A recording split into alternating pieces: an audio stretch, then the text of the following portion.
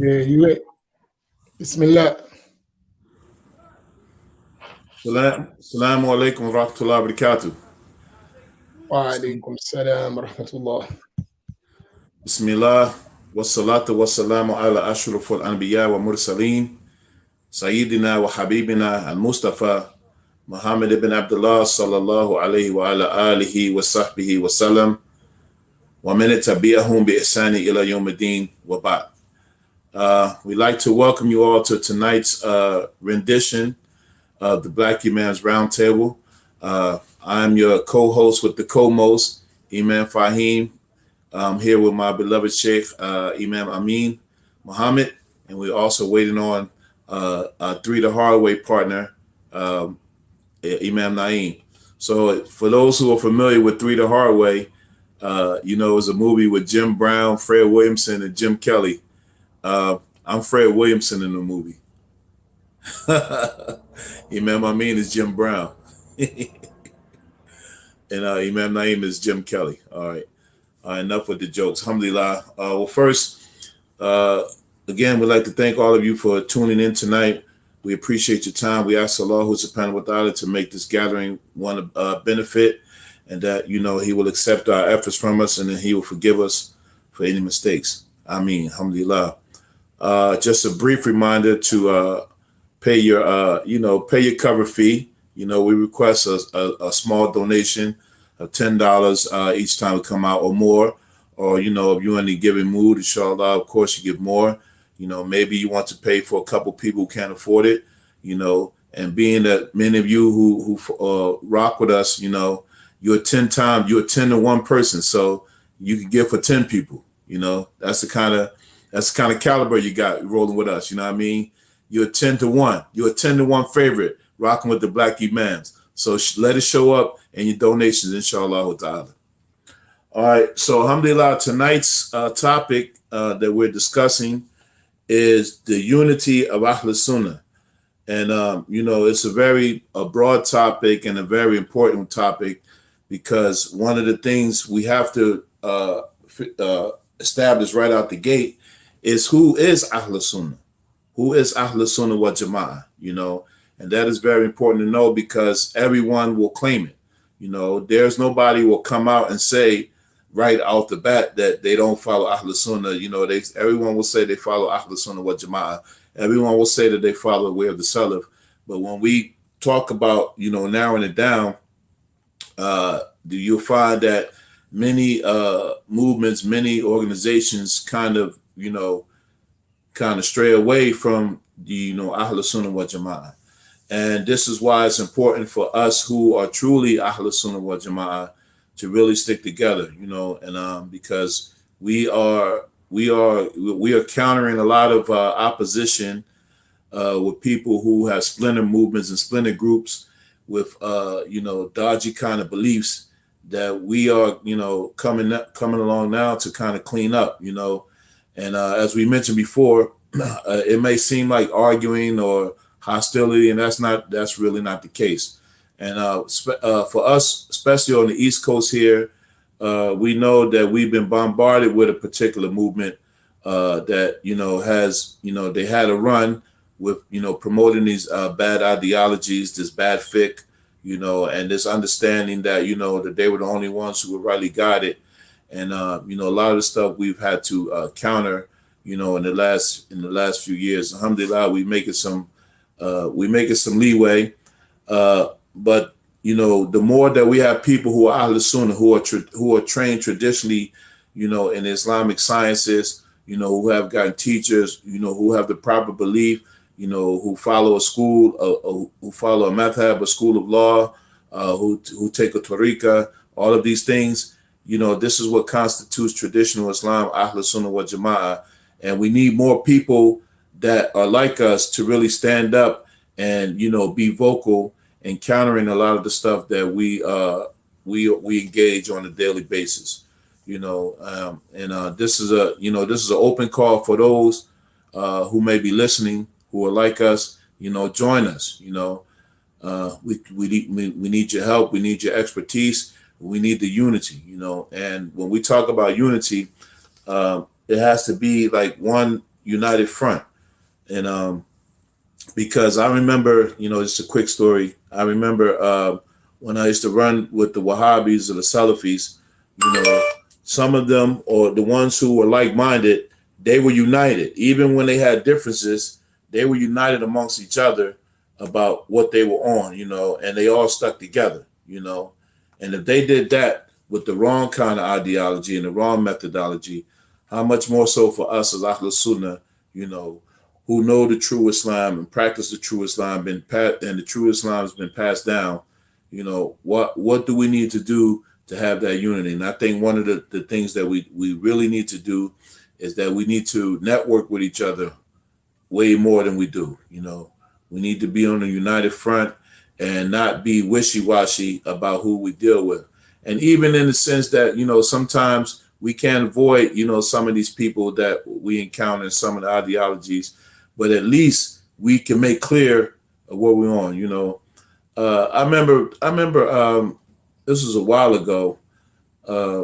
I seen this talk. It was by Sheikh Faraz Rabbani and Yasser Qadhi. You guys ever seen that talk they did?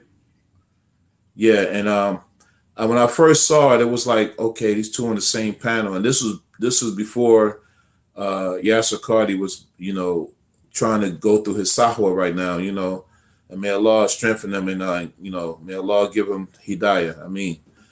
But they were on the same panel, and then Yasser Qadhi, I think he talked first, and he did his spill, and then Sheikh Faraz Rabbani came after him, and if I remember correctly, I think the first thing that he said, it was like he kind of clarified what his methodology was, and what he was on, and like he kind of he made it implicit some of the things that he didn't agree with, and they had good chemistry while they were talking together, and I know sometimes that, many of us, we might not take this approach, but I thought it was good and effective, because when we deal with people who are not really Ahlus Sunnah, but getting to my point, how much more as Ahlus Sunnah, we need to have those kind of platforms together and, show that we have a united front when we have to counter, some of these things that we're bombarded with, and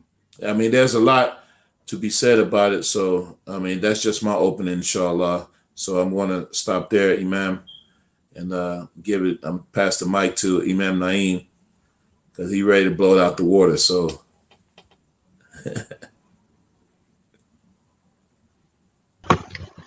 Assalamu alaikum wa rahmatullahi wa barakatuh. Can y'all hear me?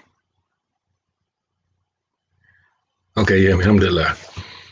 Alhamdulillah, alhamdulillahi rabbil alameen, wa afdalu salatu wa atabu taslim ala sayyidina Muhammadin wa ala alihi wa sahbihi ajma'in, wa radiyallahu ta'ala an sadati tabi'in wa ulama al-amalin wa a'immatul arba'atul mujtahidin wa muqallidihim ila yawmiddin, amma ba'd. Once again, assalamu alaikum wa rahmatullahi wa barakatuh. Hassan Ali, comedy here. Alhamdulillah. Man, my opening comments will be brief, inshallah, with regards to unity. Whenever I think of unity, I think of the hadith of the well-known hadith where the Prophet sallallahu alaihi wasallam is reported to have said, "La yu'minu ahadukum hatta yuhibba li akhihi ma yuhibbu li nafsihi," which means none of you believes until he loves for his brother what he loves for himself. And one of the reasons why I think about that hadith when I'm thinking about unity is because, Sheikh Uthman bin Fodio has a book called Bayan Wujub Hijra al-Ibad, or the obligation of making hijra upon the servants. And this book is one of those books that are similar to books that came before it, like Ahkam al-Sultaniya by Imam Marwadi. And it's books about, like, really show you about, like, how Islamic government is, and, the breakdown of authority and these type of things. And one of the things I found amazing about this particular book is that before he even gets into, a Khalifa or any of those things that we normally associate with government, in the early chapters, he brings one of the chapter titles is the obligation upon the believers to love or befriend the believers, the obligation on a Muslim to befriend the believers. And most of the chapter, or at least the latter part of the chapter, is actually a commentary on that hadith, right? None of you believes until he loves for his brother what he loves for himself. And I think this is at the essence of unity, that if we really, we will become unified when we sincerely want for our brothers what we want for ourselves. And a lot of times when you see disunity come into the picture or argumentation, when you really move all the fluff out of the way, you will see that a lot of times is because our iman or our faith isn't complete, in the sense that we don't really want good for our Muslim brother like we want for ourselves. And a lot of times, and Hassan Ali, he's going to just beat me to what I'm about to say, right? Unity is not uniformity, and I was going to end off on that because a lot of times we think that unity is uniformity. We think that if we're not doing the exact same thing at the exact same time, then that's a sign of disunity. And a lot of times, because we don't understand what unity is, a lot of times sometimes people ask us in these type of forums, how can you three imams get along? Like you two Shafi and you Maliki. How does that work? You don't understand unity. We all Ahlus Sunnah wal Jama'at. Like I just had a class, we was talking about praying with hands to the side and stuff like that. Ahlus Sunnah wal Jama'at don't have a problem with that because it falls under the umbrella. And you see those of us who don't have a good understanding or a good grasp on what unity is and what unity isn't, you see that we are more than willing to unite on those things that we shouldn't be united about. Like we shouldn't be arguing whether, okay, we believe Allah exists without a place. You put him in heaven, right, on a chair with body parts. And so we should compromise on that. But we don't see how you can compromise with him praying with his hands to the side and him praying with his right hand over his left. How can you do that? But at the same time, you want us to unite. You understand? Like a lot of times we are more than willing to unite on those things that there shouldn't be any compromising on, while at the same time, those things that shouldn't even be an issue become an issue and we can't unite on that. And so I just wanted to begin with mentioning that. I think at the root of unity and at the root of coming together has to be a sincere desire for all of us to want good for each other, to really want for our brother or sister Muslim what we want for ourselves, because this is the completion of faith, the completion of Iman. Walhamdulillahi Rabbil Alameen. Bismillah ar-Rahman ar-Rahim. Alhamdulillahi Rabbil Alameen. Wassalatu wassalamu ala Rasulillah. Welcome everybody, inshallah ta'ala, to the Black Imams Roundtable. And I just want to say in my opening comments, man, Imam Naeem, you looking good, bro. Word up. I mean, that's some straight up African shake stuff going on there. Like, can you introduce me to your tailor and your stylist? Actually, I was in the marketplace and this dude was selling it, like a peddler. And I saw it because it was so light. I said, I could wear it. I said, Polo, I need that right there. I get that right now. So I got it for him. I didn't even check to see if it fit or not. I said, I need that. And I got it. Nice. Looks nice. But in terms of the topic, the unity of Ahlus Sunnah. And I think this is an important topic, right?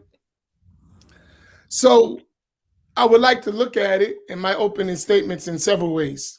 Number one, defining what we understand by unity. And number two, who is Ahlus Sunnati wal Jama'ah? So as we've been together for a long time, so by now everyone should know Ahlus Sunnah. And just as to make sure I'm not talking to the choir, can y'all tell me what we, us three Imams, when we say Ahlus Sunnah, what do we understand from that? And who are Ahlus Sunnah? So this is for our brothers and sisters that attend. Could you answer your asked question? So I'm asking one now. Who is Ahlus Sunnah? So when we say Ahlus Sunnah, let's make sure we all understanding the same thing, because we said the unity of Ahlus Sunnah. So who is Ahlus Sunnah?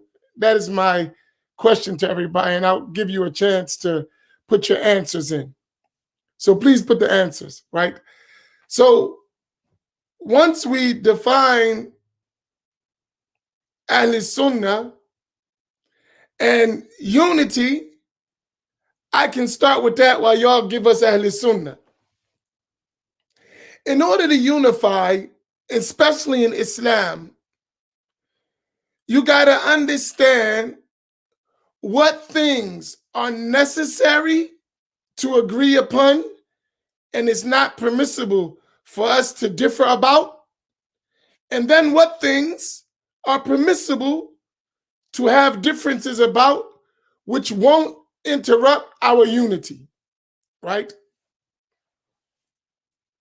So this is an important thing to think about, because as Imam Naeem mentioned and Brother Hassan said, that unity is not uniformity.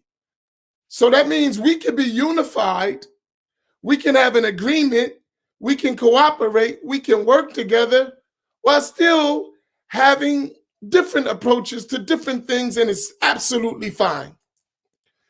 So I think one of the things we should define is we have to have unity in belief. If our belief systems are different, that's going to be a main source of us not being unified, us not cooperating. So when I say unity, I think what we always intend by unity is cooperation, right? Being able to work together for a common goal or objective, right? So if our beliefs are different, that belief, its location is the heart. So that means that at the core of the issue, if you got difference in the heart, it's going to be hard to you to work together on a common objective that relates to religion. You might work on other things, but religiously, you're not going to cooperate as you would like to, because there's a difference in creed. In terms of practice, within Ahlus Sunnah, as Brother Bilal put up,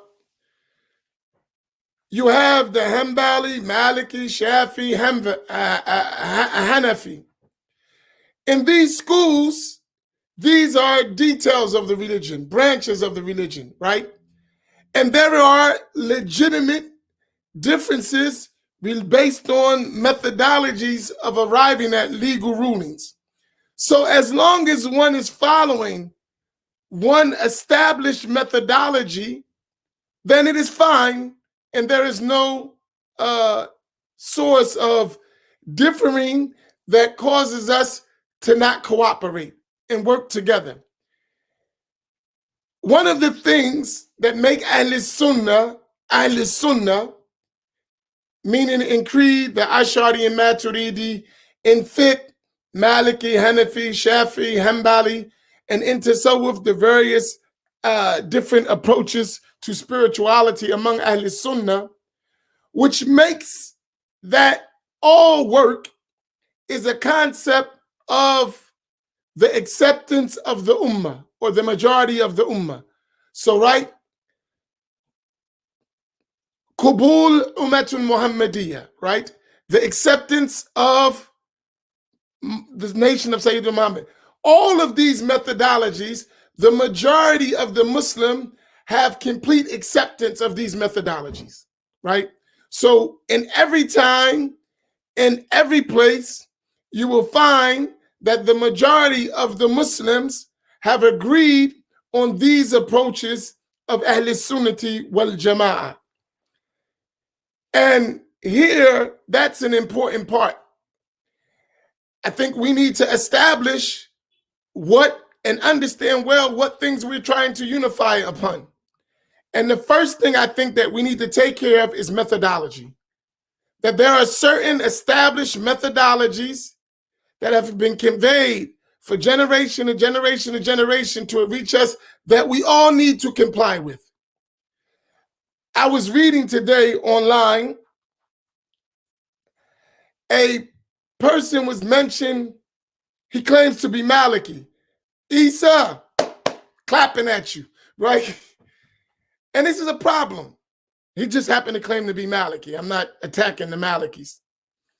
Not directly, right? That was still, right? But there is a way of the Maliki school. There's a specific methodology. There's well-known established books, well-known established scholars, well-known established chains of narration in the Maliki school. So Imam Naim was having his class earlier today, which as a Shafi'i, I joined in to support my Maliki brother, right? Even though I don't pray with my hands to the side because there's nothing wrong with my arms, right? I can't help myself, I'm sorry, right? But I support my brother. He's Ahlus Sunnah. The Maliki madhab is a well-known, established madhab that this nation has accepted with complete acceptance. I support it, right? But this particular individual, though he claimed Maliki, he's talking about scholars and methodologies that are not Maliki. So he's saying, I follow the Maliki school, but he's quoting and relying on the books of Ibn Hazm al-Zahiri. He's relying on the books of Shawkani, the Zaidi, right? But he's Maliki. So he got a bunch of stuff mixed up, which ultimately leads to the perversion of the Maliki school, which is well known and established, right? And I noticed when Imam Naim was talking about the Maliki school, he didn't mention Ibn Hazm and he didn't mention Shawkani. Or did I miss that part? Was I late? Right? I'm just making sure. I gotta check y'all temperature sometime around here. This COVID season, a lot of people are sick, right? But so now a person who wants to learn is going to be confused. If I'm Maliki, what is the methodology of, and likewise with the Hanafi, Shafi, and Hanbali school. So I think we need to establish first, what is Ahlus Sunnah? What is the methodology of Ahlus Sunnah? Because that's a wide area of permissible differences of opinion, which the Ummah has accepted for over 1,200 years. It's a wide range to go ahead and do your swimming. You don't need to swim outside of that, right? So I think that's my opening thing about unity. First, learn what is Ahlus Sunnah, who are Ahlus Sunnah, should I say, and what is the methodology of Ahlus Sunnah as a whole, and then individually as different aspects of madhahib or schools within Ahlus Sunnah, right? And I think to me, that's one of the most important things we're going to need to do to establish unity. Why? Because there are those who've been bent on breaking the unity of Ahlus Sunnati wal Jama'ah. And they have effectively done that, especially in the West, where there was a lack of scholarship in any school, right?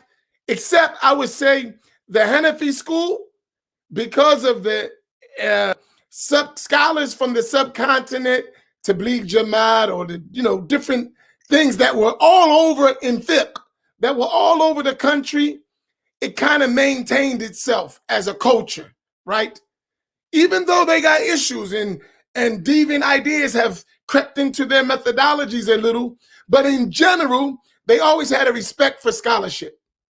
So within their culture, there is a culture of learning, conveying, transfer of knowledge that exists, even if the common people may not know it, right? So it's extremely important that we establish that. I think once we establish that, then we can start building our unity. And I'll stop there as my opening comments.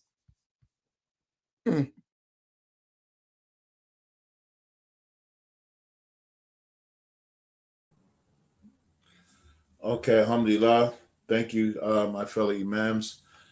Yeah, this is very important to understand that while we always reiterate who and what are Ahlus Sunnah wal Jama'ah, you know, and that way you can identify who's not when you come across it. Because I mean, in my view, you know, some of these movements, you'll be hard pressed to get around them, and you have to deal with them. You have to deal with people who may not even know that they're part of these movements, and that's why you have to know your own stuff, you know. So, and especially when you come across laymen, you know, and people, you know, have that default Wahhabi kind of belief, you have to help them along, you know, and, you know, help them become unified with Ahlus Sunnah wal Jama'ah, because so many people are just like out there not even knowing what it is, you know. I mean, you have many people who automatically think, you know, when you hear about this Trinitarian Tawheed, they really think that that's the way that you learn Tawheed, you know, and that's not the way of Ahlus Sunnah, you know, to teach Tawheed in that fashion, you know. It's not the way of Ahlus Sunnah, you know, for people who are claiming scholarship or scholarship is claimed for them and they have no isnad back to the Prophet sallallahu alaihi wasallam, you know. People claiming, you know, have claims of being this of this era, this kind of person of this era, and have this status and have this rank, and then they don't have those ranks, you know. So those are signs that they're not really following Ahlus Sunnah wal Jama'ah, but they're, you know, like splinter groups. And, you know, sometimes personalities get involved and people don't like to accept it, you know, and you have some of these personalities who are following these splinter groups, and then it seems like that they're following Ahlus Sunnah and they claim it, and it's just like a no-go. We have a comment here. Is this a comment or a question? Okay. It says, when we mention minhaj or methodology, I think some may confuse it with madhab. When we say methodology, does this mean how we apply Islam via the root of a scholar or a group of people whose specific approach to application of Islam was successful for them and their people? All right, that's a question for you, Imam. Amin.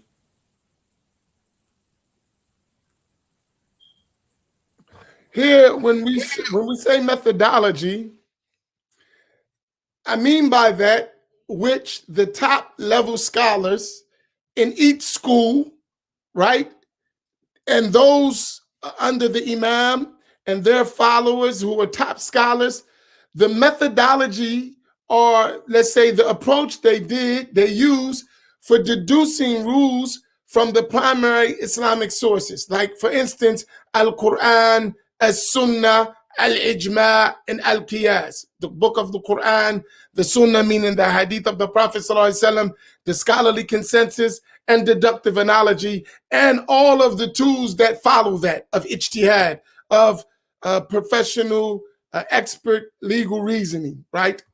So that's methodology. So for instance, the methodology of the scholars, of the leading scholars, or the, keep this term mujtahid, I try to use as many many English terms to define something, but I should put this up in case some not follow what we're talking about.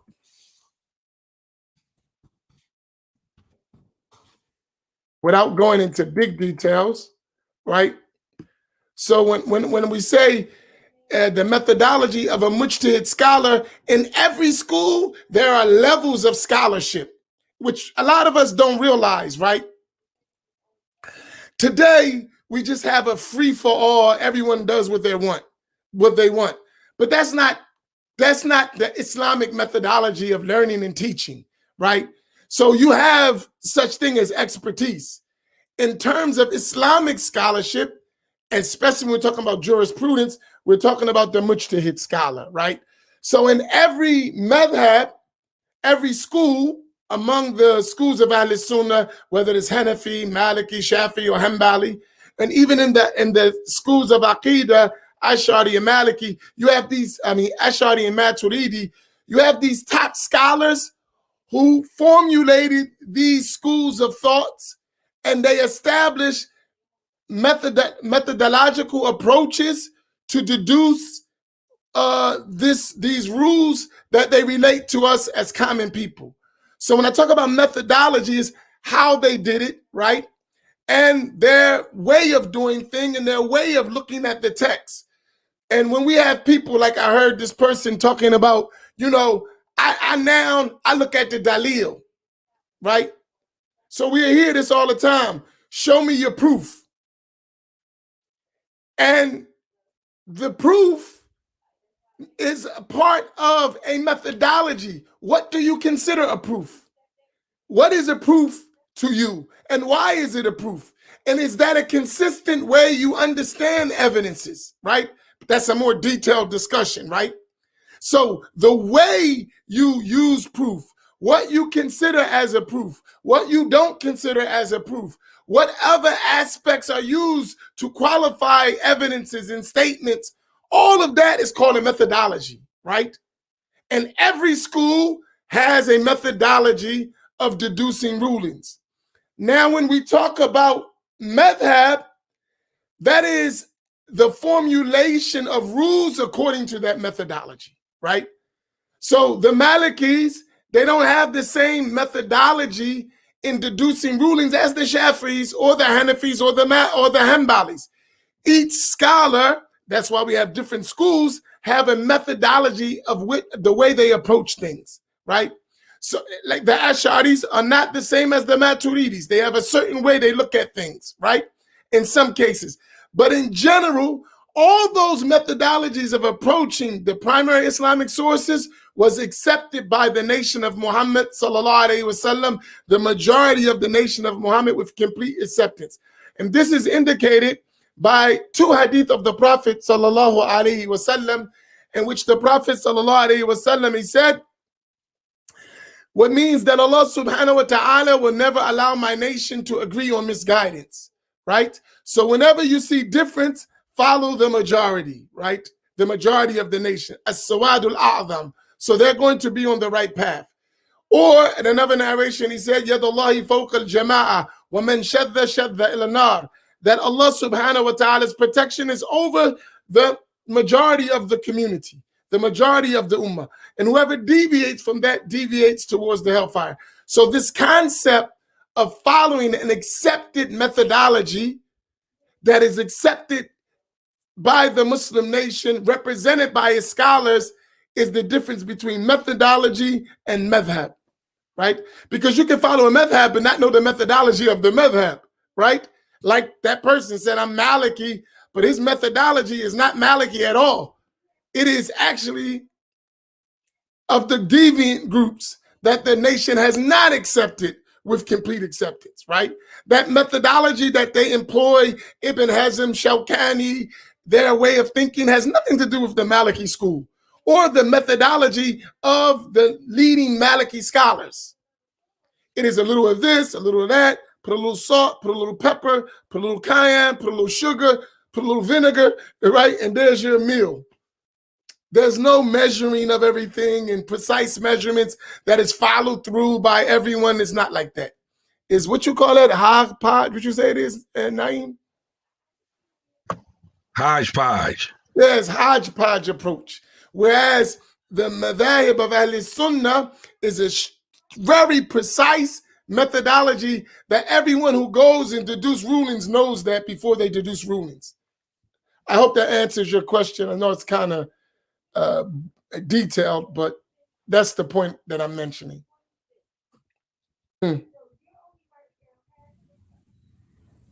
Alhamdulillah. I think we have some other questions. Did you catch him, Imam Naeem? Okay, so it's just asking out of curiosity, not being critical. How come the school of Ashari is taught, but as a primary, Imam Tahawi says what? Imam Tahawi is taught. How does one reconcile book compiled by Imam Ashari, which is taught? I don't know if that made sense or not, but I understand. I know Imam Amin to give a more detailed explanation, but I think a lot of people get confused with the names of the imams and, for example, or the methodology. You have to understand that these ai like Abu Hassan al-Ashari or Abu Mansur al-Maturidi, they didn't create anything or make anything up. They just organized what was already there, like the imams of the fiqh. And so when you asking the question about why is Imam Tahawi taught, Imam Tahawi came a little bit before Imam Ashari, Imam Maturidi, and so, but everything that's in Imam Tahawi's creed, there's no contradiction with any of the books of the Ash'ari or the Maturidiyya. I hope I did I try to keep it simple. So I hope that answers your question, inshallah. There's no contradiction in it. It's just one comes earlier. So, the organization of thoughts may be a little different, but the information in it is the same thing. And just to add to that, just one point. The reason why the scholars start with, and a lot of them, explaining the Tahawiyah is because it is a basic text without a lot of details. If you study the books of Imam al-Ash'ari or Imam Maturidi, most of the common people, they can't handle those kind of conversations. They're a little bit too detailed. So the Tahawiyah is conveying the conclusions of the works of Imam al-Ash'ari and Imam al-Maturidi in the simplest form. Whereas if we read those books, it would entail a lot of details that the common person may not be able to follow. So that's why you'll find the scholars having recourse first to learning a basic text, which is the methodology of Ahlus Sunnah. Notice something, that all of the madhabs, every school, they always start with a summarized book, then a middle-sized book, then a large detailed book. None of them tell you skip and go all the way to the large books. That is a methodology of deviant groups. You go to the evidences, you build up so that you have a foundation first, so that you know what you're doing. When you go to the detailed evidences, you know what's being talked about. It's like trying to learn computer programming without knowing nothing about a computer. It's almost impossible. You got to know about a computer first, and then you can learn about programming the computer because you know what you're dealing with. You have some kind of format or some kind of basis and foundations to know about how a computer works. But if you never saw a computer and you knew nothing about a computer, it's all going to be mumbo jumbo to you because you don't know anything about it. So as a way of analogy, if you're talking about those advanced books of Imam al-Ash'ari and Maturidi and the great scholars, it is the reason of simplification for common people, and then as you go along, you'll build up. But there's no contradiction, as Tajuddin as-Subki mentioned, that what is contained in Al-Aqidah Tahawiyah is exactly what Imam al-Ash'ari was conveying, and there is no difference in that, except in some small terminology that is between the two schools of Ash'ari and Maturidi. Now,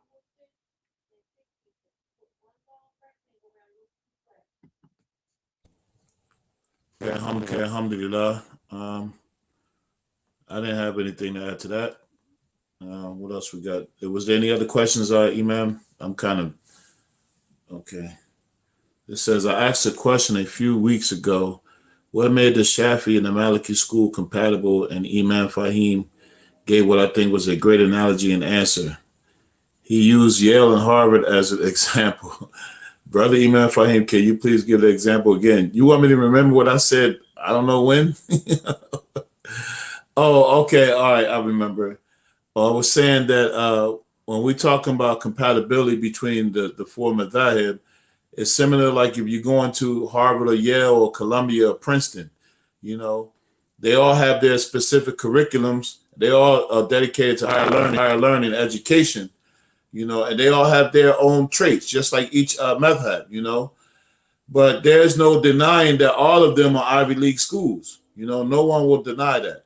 You know what I mean? So, for instance, each madhab has its own personality, has its own trait. You know, like if you follow the Hanafi madhab, you know, you find people who really, you know, do a lot of thinking and, you know, bringing thoughts out of you. You follow the Maliki madhab, you know, they have the follow the Amal of Medina. You know, the people of Medina.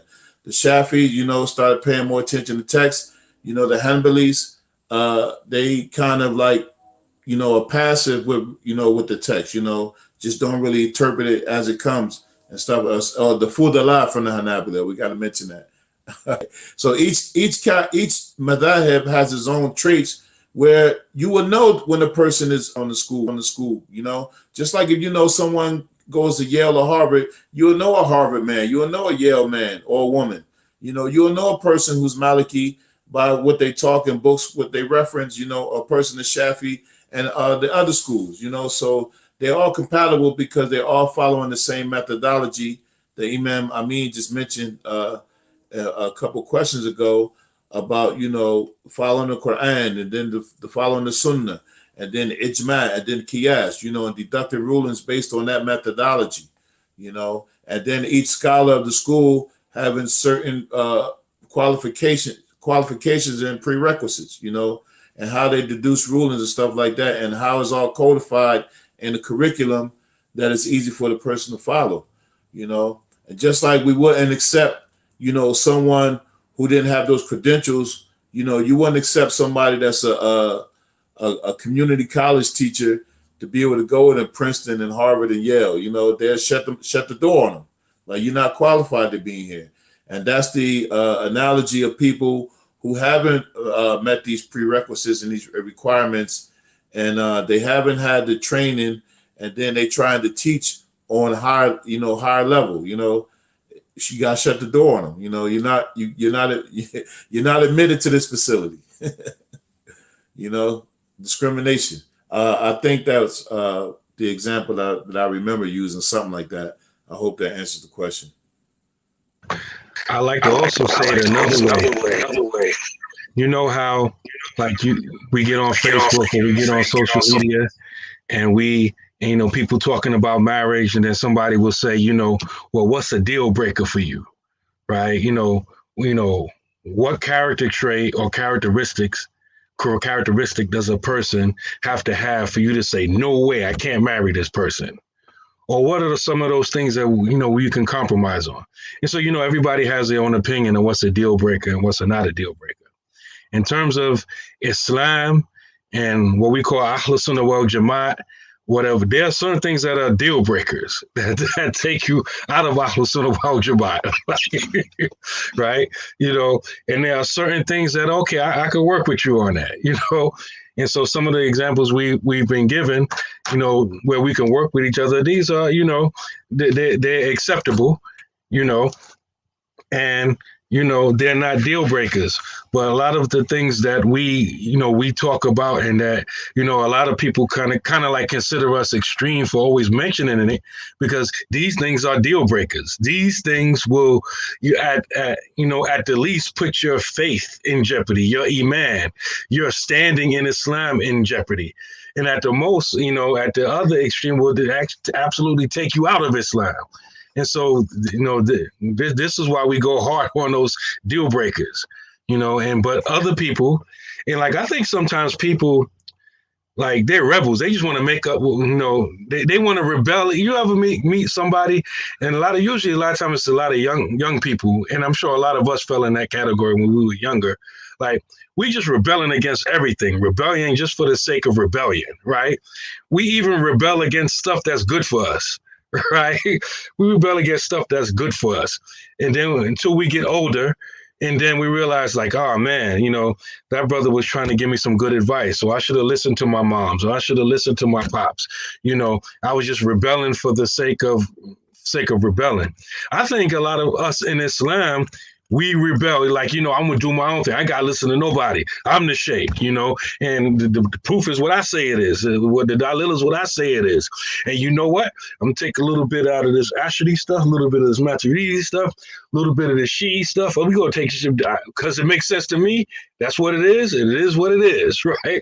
And so, it's like we want to rebel. We don't want to fall in line. I mean, if you look at, that's one of the common traits I see anyway, from my perspective, with a lot of the different issues we have a problem with. Just people want to do their own thing. They want to rebel. They don't want to listen to nobody. They don't want to have no imam. Talking about a regular imam in the masjid. They don't have no amir. They don't.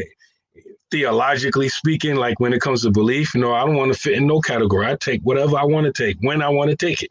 Fiqh, I do what I want to do. I take a little bit of that, a little bit of this. I can't about no methodology. Methodology is my methodology, right? Just rebellion, just for the sake of rebellion, right? They don't want to fall in line. I think that's part of the problem. We just want to rebel, even with things that are good for us. Like I give you a common example of what I'm talking about. But one time it was a group of us from Philadelphia. We were driving here to Pittsburgh, right?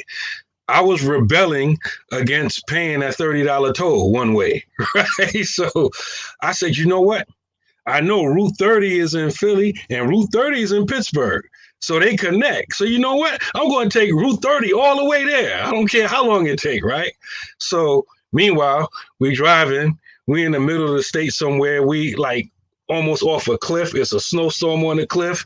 Our brother Yahya Abdul Jami was sitting in the passenger seat, huffing and puffing. Right? Like, man, what is this dude doing? Right? And so after driving for about 4 hours and only being halfway through the state, when it only takes you about 5 hours to go between Philly and Pittsburgh, I realized, I said, you know what? I'm going to go back to the turnpike and I'm going to pay the toll and we're just going to drive there, right? And so I'm saying that to say sometimes we want to rebel against something, but the highway's there for a reason. You don't have to go around mountains and off of cliffs and one lane highways in the middle of the snowstorm with no guardrail on the end and all types of crazy stuff. The interstate is there for a reason. It facilitates for us to get quickly between the two places. And so, sometimes we rebel against stuff and it's only for our own good. We just trying to show that we know something or that, we have the brain power to do this or that. And it only hurts us in the long run.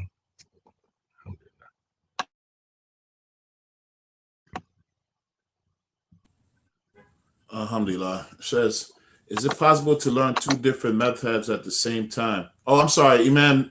Amin, did you have something on that? No, I'm talking about on the last one. Now I want to hear him on this one. Okay, yeah, he up next. All right. Is it possible to learn different madhabs at the same time? For example, learn something from Imam Naim and Imam Amin, since one is Shafi and one is Maliki. Would you recommend it for someone like me who is brand new to Ahlus Sunnah wal Jama'ah? I recommend that you stick with one, because, like you said, there's a lot of methodologies in place and how can I say it? Sometimes we don't know how to draw the line, and you really don't want to mix between madhabs in the same mas'ala, in the same issue, because you can end up, doing half of a thing according to one school and then doing half of the same thing according to another school, and one thing might invalidate the other. So, you have to be careful about that, inshallah. I'm sure Imam Amin can give you a better answer. Waiting for you, bro. What was that? I had my AK waiting for you, right? Now I feel guilty shooting you. Right? No, here's what I would say, right?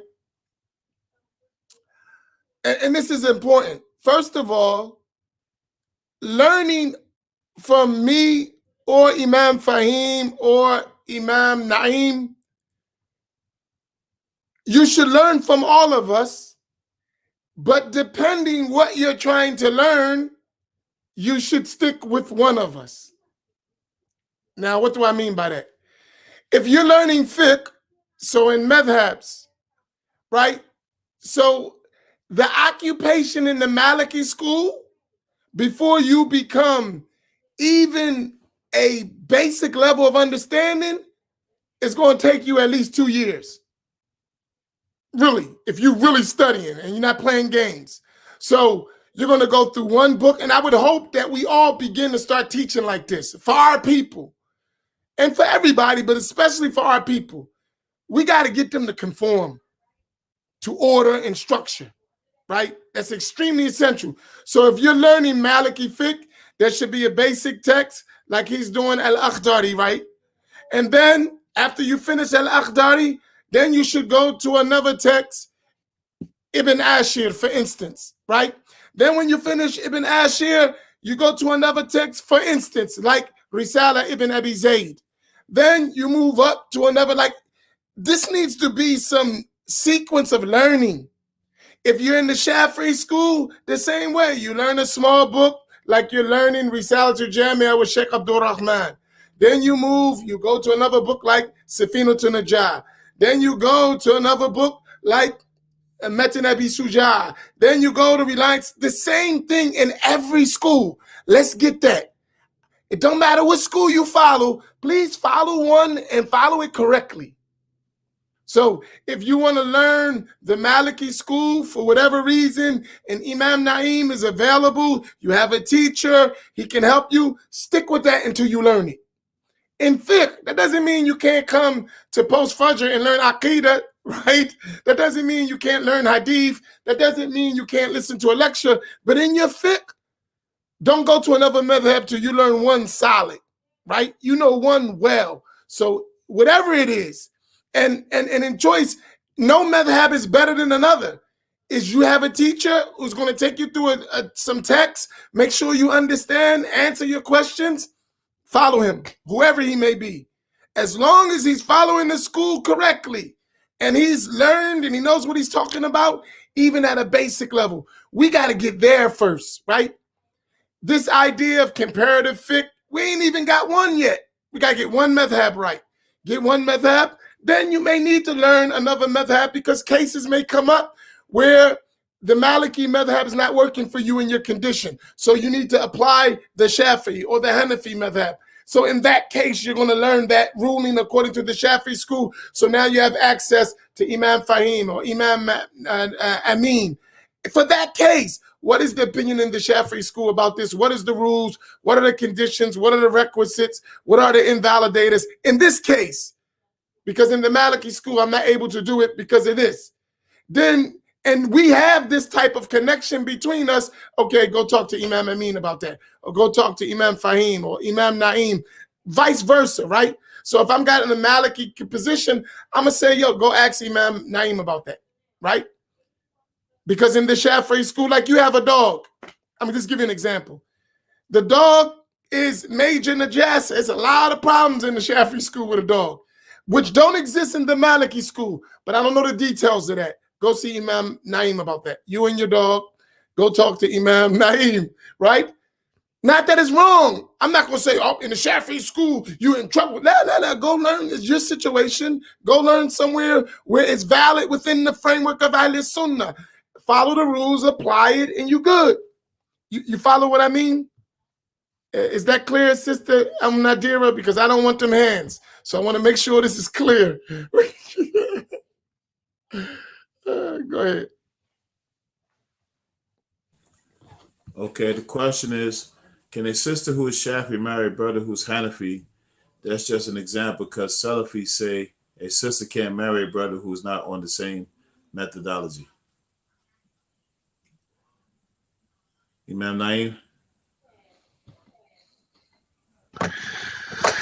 was trying to figure out which and how I wanted to answer that. Obviously, a Shafi can marry a Hanafi. The problem is that, you know, what the Salafi say. We need to get it, you know, it's like, sometimes, like when you have a computer, right? And sometimes it's not acting right. You know, sometimes okay, let me just cut it off and cut it on. Then, okay, it's still not acting right. Oh, let me wipe the hard drive. Not wipe the hard drive. Let me reset it. Or let me defragment the hard drive. You try all of these normal stuff and it still ain't working. Same thing with your phone. Sometimes your situation is so bad, and a lot of us go through this with our phones. Like, listen, I'm going to have to do a hard reboot. I'm going to have to reset the whole thing. And this is what a lot of us would like. I want you to look at it like that when we talking about Deen and we talking about, a Salafi Wahhabi, something we learn from them. So you almost got to be like, whoa, everything that you got from that, you need to just put that on the shelf and be like, listen, I'm not going to have no opinion on that. Like almost everything you got from them is almost suspect. When I say you, all of us, because this is what was available all to of us stuff, some of us. Let's not go too far, Otis. Right? Like I mentioned to Malik on my class last time, he asked a question with regards to the issue of praying on the hands to the side. He asked me, did I hear something? And I said, yes, I heard the same thing, but I don't repeat it because I found out that where I heard it from, the source ain't no good. So everything that I ever got from that source, I have to reevaluate. It has to be confirmed and verified with a trustworthy source. And so we have to look at the information that a lot of us got from the Wahhabis or the Salafi route, that shouldn't be the litmus test. That's almost like, because these guys will straight up lie to you. They will go to the extent of lying on the messenger of Allah to prove their opinion. Like, for example, and I mentioned how they retranslated the hadith that's in Riyadh al-Salihin and Bukhari and in Muslim, that they said, we were prohibited from praying with our hands to the side. The hadith says we were prohibited from praying with our hands on our hips, but they just retranslated it like that in order to make you think that it was haram to pray with your hands but to the side. And there's many, many examples like this. And so if these guys will lie on Allah and his messenger and the scholars, there's nothing that they won't lie about. And so once you know that someone's a liar, well, we shouldn't be going back to well, they said. He's a liar. Why are we paying attention to what they say? So that's my answer. Excuse me for being passionate about that issue. I'm not as strong and tough like Imam Amin. He's a rah-rah one. I'm the nice guy. Hey, can I? Yeah, that's right. He was talking to you, Faheem. No, I mean Imam Amin. Right. Hey, everyone, Imam Amin, like, don't mistake my passion for that. I'm not. Can I jump on this question? Yeah, go ahead. I want to establish something. If we follow what I was talking about earlier, this question, Sister Malika, I want you to follow me because I understand that influence. But like Imam Naeem, we got to sometimes we got to erase some of the stuff because it lingers in the back of your mind all the time and it's not sound Islamic learning. Number one, when we talked about Shafi'i, Hanafi, Maliki, Hanbali, which is about just in fiqh right now, right? By consensus of the Ummah, past and present, these are 4 valid Sunni schools. These 4 schools. Other than them are not valid Sunni schools to follow. They're not. They're not valid schools to practice your legal rulings by, other than the 4 schools. So if you're going to practice legal rulings in Ahlus Sunnah, you either got to follow the Hanafi school, Maliki school, Shafi'i school, or the Hanbali school, unless you're an absolute mujtahid, which none of us are, so that's not a discussion. So in this case, whatever the Salafis say has no weight in the subject because they don't even count in the subject. A Salafi is an invalid approach to fiqh. It's not an accepted madhab. So if a person says, my madhab is Salafiyya, already you outside of Ahlus Sunnati wal Jama'ah. You don't count in the discussion. So for instance, if we're talking medicine and we're talking about the human body, right? And we're going to talk about human anatomy, we're not going to bring in the veterinarian into the discussion. The veterinarian, that's not his field. If we're talking about animals, yes, we're talking about human beings, not animals. So he's not coming in the discussion, right? So in the same way, when you talk about Salafi, in fiqh, we don't listen to nothing they got to say. They don't count. They're not Ahlus Sunnah. They don't fit in the methodology of Ahlus Sunnah. So they're not a discussion. Right?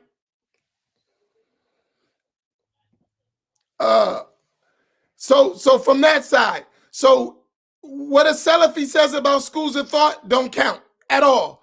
If a Salafi say, well, the Shafi'i say this and the Maliki say this, we don't even pay that stuff no attention, because the one who's talking is not trustworthy. The one who's talking is outside of the methodology of Ahlus Sunnah.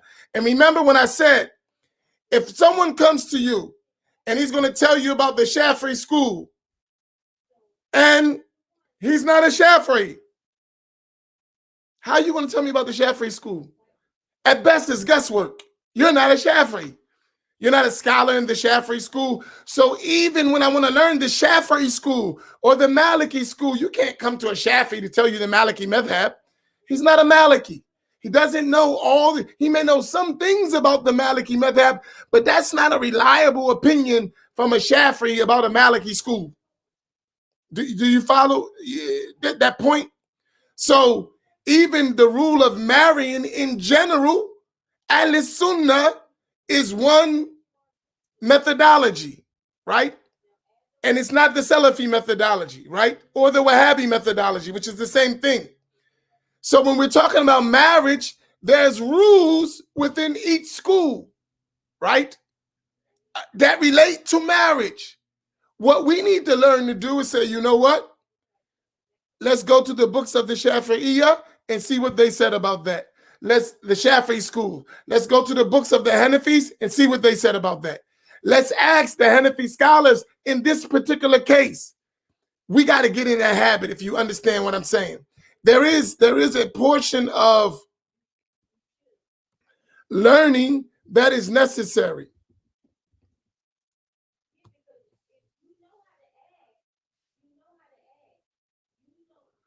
So my teacher is sending me messages while we're talking about this subject. And one point that he mentioned, that the Messenger of Allah sallallahu alaihi wasallam says, when someone comes to who you are pleased with his religion and his character, so marriage him, right?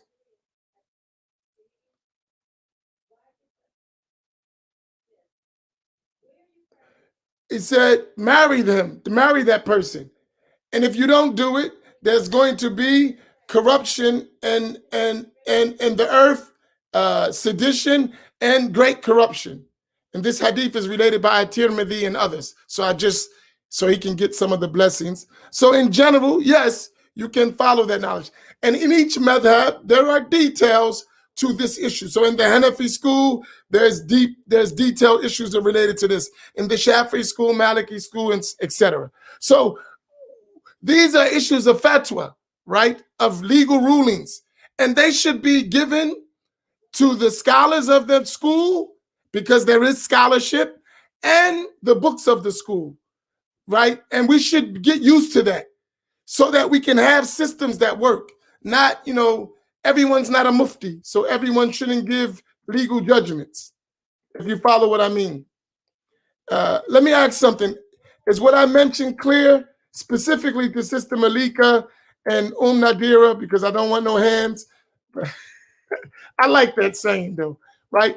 Is this point about the marriage very clear?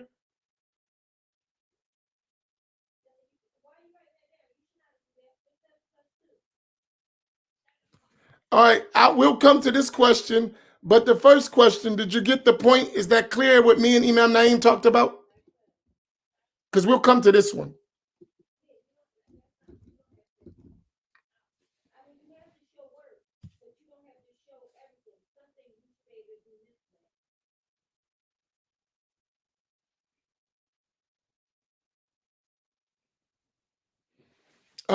Imam Faheem, you want to, what's his next question? She had a follow-up question. So it says, so Ahlus Sunnah can't marry a Salafi because of Aqidah, even though Salafis say they are Ahlus Sunnah. All right. I don't know if you caught us at the beginning of this broadcast, but I had mentioned that many people are going to say that they are Ahlus Sunnah. You know, and when they say it and they make the claim, because no one's going to claim that they are not following the correct way. You know what I mean? Everyone's going to claim they're following the correct way. But then there's a way to tell how people are Ahlus Sunnah. And when we talk about Ahlus Sunnah, we talk about Ahlus Sunnah wal Jama'ah, the people of the Sunnah and the majority. All right? And then we mentioned this number of times about, you know, the Prophet ﷺ, he said about, you know, following the majority of the people, you know, and there's a hadith says following the mass majority. This is what Ahlus Sunnah, because if you look at the hadith escapes me right now, but Ahlus Sunnah is the majority of Muslims, you know. So this is how you know a person is following Ahlus Sunnah. And the sign of people not following Ahlus Sunnah is that they have small groups and they have splinter groups. They take you know, minority views, and they are kind of marginalized, you know. So that's a sign. So no, you can't marry a Salafi, and they are not Ahlus Sunnah, because their methodology, if you look into it, you know, Imam Naeem mentioned this earlier, they take a lot from this, they take some from that. You know, it's a hodgepodge, a gumbo, you know. It's a big melting pot of stuff, and it's all over the place, you know. So yeah, it's best to avoid them, you know. All right, who got next on that question? I also see another question. I think you can kind of like also almost even put it with this one. Like somebody asked, can a Sunni marry a Shia and stuff like this? No, the question is, you know, the default rule with regards to marriage is a Muslim is only allowed to marry a Muslim, right? So the question is the person you're going to marry a Muslim? And so if they have a deviant belief, you have to know enough to say, okay, does this deviant belief take this person outside of Islam? And if it doesn't take them outside of Islam, it may be permissible. Your marriage may be valid, but you know, that's another story. So you know, that's the default question. A Muslim can only marry a Muslim, and the only exception to that is a Muslim man allowed to marry. The Muslim man is allowed to marry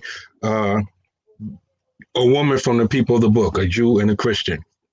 But the general rule is a Muslim is only allowed to marry a Muslim.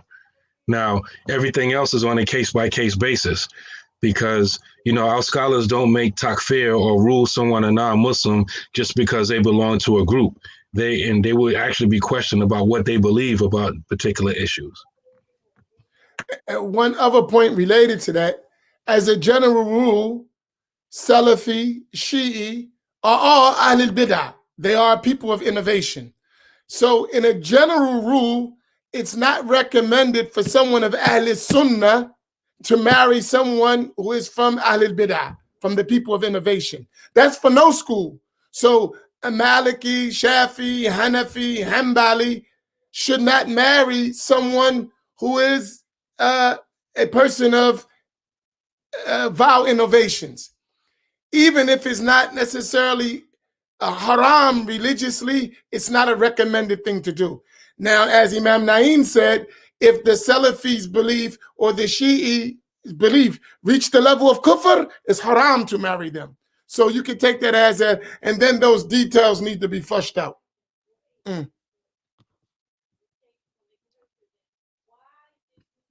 So that goes to the Shiite talk question too. So both of them are answered. Uh-oh, watch out, Naeem. Here comes Al-Jamiu Baina madhabain. No, I'm joking.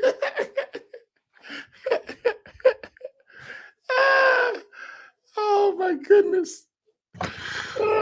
When you say the people of the book, is that people of the book before the corruption of the books? No, even after the corruptions, because those verses were revealed after the corruption of the books. And just to be a little bit more clear, those ayat in Surah Baqarah prohibiting marriage to mushrikeen or non-Muslims were revealed first, and then Allah relaxed it a little bit by revealing those ayat in Surah Ma'idah, chapter number 5, allowing Muslim men to marry Muhsinat min utul kitab, chaste women who were given the book, meaning the Jews and the Christian women. And so, before that time, the books were already corrupted. They all, a lot of these conditions and I'm not saying you, but a lot of times people put extra conditions on top of that the scholars necessarily, or even the Sahaba necessarily didn't put to it. They say, oh, well, they can't believe in the Trinity, or can't believe in that, this and that, and all that kind of stuff. There was actually some Sahaba, and there's famous letters where, like when the Islamic Ummah was expanding, and a lot of Sahaba married, some high-level Sahaba marry some Jewish and Christian women, and Umar ibn al-Khattab would write letters to them telling them, divorce your wife. And they would be like, are you saying that this marriage is haram or not valid? And Umar wouldn't answer that. He would just say, divorce your wife. And they would say like the same thing again. And then he would warn them. He would say, this is going to be a fitna. You are companions of the Messenger of Allah, sallallahu alaihi wasallam. You are the leaders. People look to you. And so you marrying these women who are loose, and they don't have the same requirements and restrictions that Muslims have, and so you're going to create a trend, and all of our women that are covering and chaste and all of that, they're going to be left without husbands. So I just narrate some of that information just to show that Umar ibn al-Khattab, when he was Khalifa, he didn't explicitly say it was haram, you can't marry, because it's clearly been established in the Book of Allah. But it wasn't a good thing, and technically speaking, they would say, the scholars say that it's a rukhsa, it's a dispensation, it's a license, it's not the norm. It's something that you do once in a while, and it shouldn't become the norm.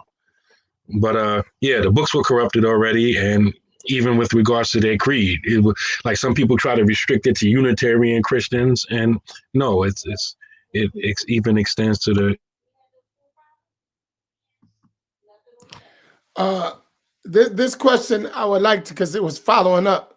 So that means incorrect Aqidah is bid'ah. Incorrect Aqidah could mean bid'ah, it could be innovation, which means it doesn't take you out of Islam. It's wrong. It contradicts Ahlus Sunnati wal Jama'ah. There are some beliefs that contradict the methodology of Ahlus Sunnati wal Jama'ah, but they didn't reach the level of something that's necessarily known of the religion, something that is consensus, something that has reached us by multiple channels of transmission. So something like that, if the innovative belief is of that level, then that innovative belief is disbelief, it's kufr. So you can have an incorrect aqidah, so we say al-aqidatul fasida, a corrupt aqidah, but it is just, and when I say just, that don't mean it's light. It is vile innovation. It's wrong. Ahlus Sunnah don't have that creed. However, it didn't reach the level of disbelief, right? But if you have a creed that reaches the level of disbelief, and that's learning aqidah to distinguish between the two, then in this case, it's not bid'ah, it's kufr, it's disbelief. So for instance, one describes Allah with human attributes and say Allah is a human body and a form. This is kufr, right? So this is not, or one says there's a prophet after Muhammad sallallahu alaihi wasallam, or a messenger after Muhammad. This is kufr, even though it's incorrect, but it reached the level of disbelief. And this is all a part of learning. Like, we have to learn our religion. Like, everything. Just say no to microwave Islam. That's a summary of that. We can't have microwave Islam. You know, I was talking to some people, and I don't want to mention the name, but one of the big things they're working on right now in the African American community, and may Allah reward them, right, is that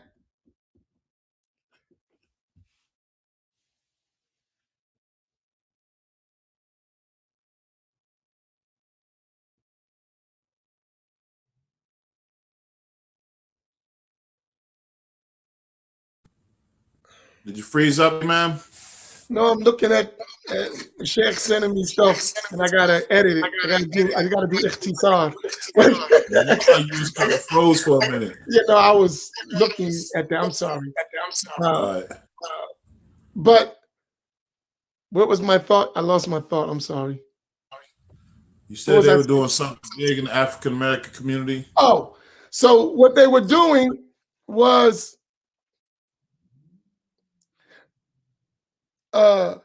they're saying we have to start to have classes around the country where people are learning Sunni Islam proper.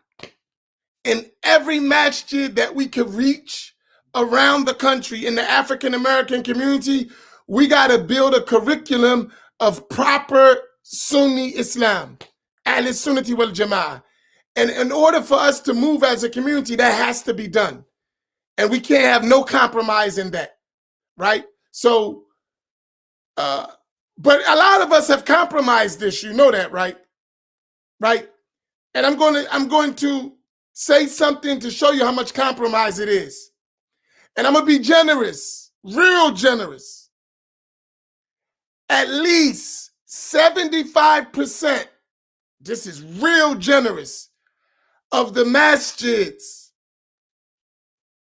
Islamic organizations in America have been compromised by Wahhabi thought and ideology. I'm being generous. It's more than that.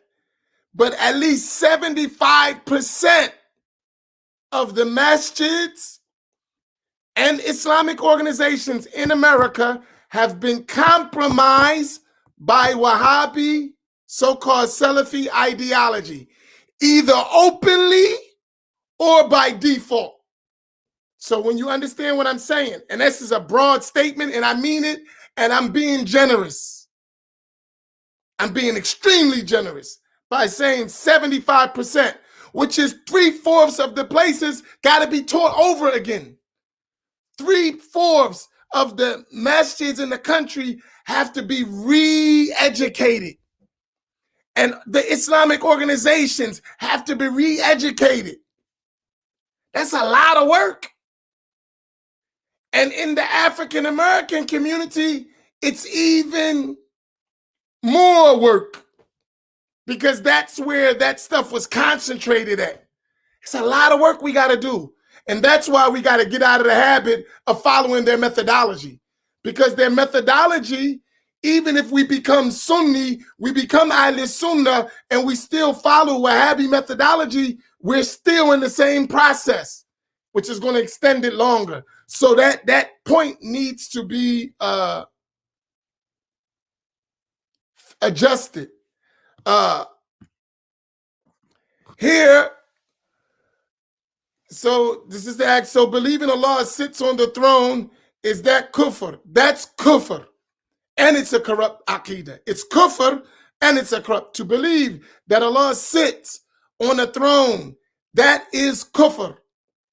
Absolute, explicit kufr. No way to make an interpretation for it, no explanation for it, and it is a corrupt aqidah. To say Allah sits is kufr. Sitting is an attribute of creation, not the creator.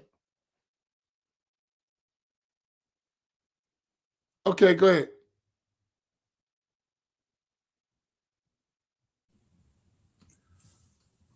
All right, you just answered that question that's up now. You know, we only raised $45 so far, right?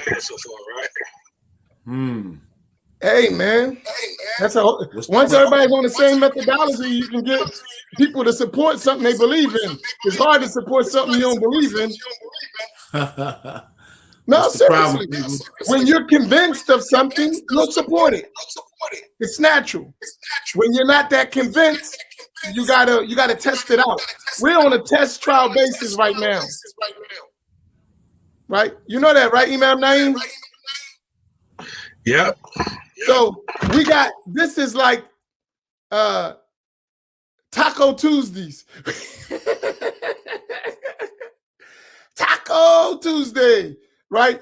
So we got to get past the entertainment part, and that's going to take time till we really realize that we're serious about a mission. And when they realize that we're serious about a mission, not that we're not serious, when our listening audience realize how serious we are and they realize what work's got to be done, then they'll support it much more. But until then, we just got to be patient with $45. Yeah, I just paid my door fee while you was talking.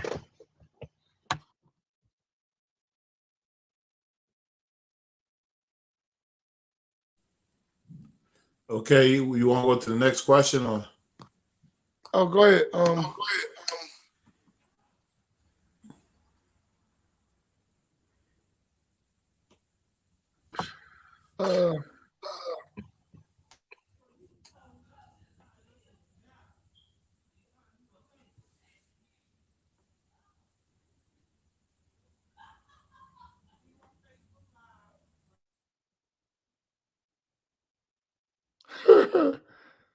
The topic is the unity of Ahlus Sunnah, Sister Haja Maryam.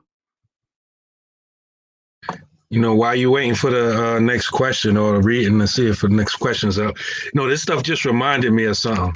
When I first got into high school, right? I'm hanging with, well, I guess what we would call like old heads, right? And so I remember in a lunchroom, my friend, he was, you know how they we used to call it 3-car Molly, but I think the right term is 3-car Monty, right? I don't know. But anyway, when they have the cards and thing, or same thing like the shell game, they move in and you gotta watch his hands to see which one is the red card or what have you. And so I watched my friend do that, right? And he's winning, we're paying for small chump change, $1, $5 like that, right? And so I see my friend do it and win, right? And then he was like, "You want to get in with me?" Right? So yeah. So I put in my little money with him, and he's doing thing, and we both win, right? He's like, "All right, go ahead, you can get it by yourself now," right? And so I play, and he got me my money, right? And so when the lunch period was over, walking back to class, I look up the stairs, and them two is divvying up the money that they all beat me out of. So when I went upstairs, like, "Yo, man, give my money back, man. Y'all played me, man." It's just so he was like, "No, man, you ain't get your money back." I'm like, "No, I'm getting my money back. Y'all played me," right? And so he gave my money back, and then my old head pulled me to the side. He was like, "Listen, when these dudes out here gambling, they're not out here to lose. They are there, I just did that to you to show you, man, don't gamble, right? Because these guys ain't out here to lose. I just did that to pull you in. I roped you in." And so I'm saying that to say that what we're experiencing now with the deen, it remind me of the same thing. Because some people have tricked us with regards to our deen. Like I was listening to a sheikh teach fiqh, and he was teaching back 60s, 70s, and he was learning from his sheikh here. And he narrated that the organization that was sponsoring him stopped giving him money. And he said that he asked the sheikh, like, "Why are you, what's wrong with you? What's bothering you?" And then that's when he told him, he said, "People who was financing, me here, teaching, they stopped paying me." And he said, and it's been going on for a while, but it's really bothering me now. And he said that the reason why they stopped paying me is because I'm teaching y'all too much, and they don't want y'all to be independent people. The Sheikh was teaching black people. This foreign organization doesn't want y'all to get too much deen up under your belt. And so I'm saying that to say that if you've been paying attention to everything we've been saying, not just on this show, but just in general, and all of the stuff we got in history, like I can go on with different examples, but it becomes clear that it was a concerted effort to make sure that we are in the position that we're in right now, where we've been Muslim for decades and we don't know our deen, and we're dependent on other people, and people want to keep us like that. And so at some point we got to recognize, like, they running game on us. And so we can't, like, that's like, me, trusting the dude who hustled me out of my money, even though it was play and it was people I knew, but still, like, you can't always refer back to that. You have to face the fact that these cats tricked us. They deceived us. They don't want any good for us. And we have to really face, I know it's like a hard reality, right? It's like sometimes like a sister, she's married to her brother, and then she finds out something crazy about him, and she doesn't really want to face the fact that, I'm married. And we have to realize that a lot of these organizations, a lot of these teachers, and a lot of these people that we trusted, they ain't who we thought they was, and they didn't mean us any good. I'm sorry for going on a tangent. I didn't even read what you had on the screen earlier. Assalamu alaikum. Thank you for this discussion. First time joining. Excuse me if this is not the place to ask, but as we marriage, would it be permissible for a sister to consider a brother who says he follows a school of thought and is part of a path with the Sheikh, yet regularly questions the Islam of Muslims who commit big sins or don't pray, and also express the validity of muta?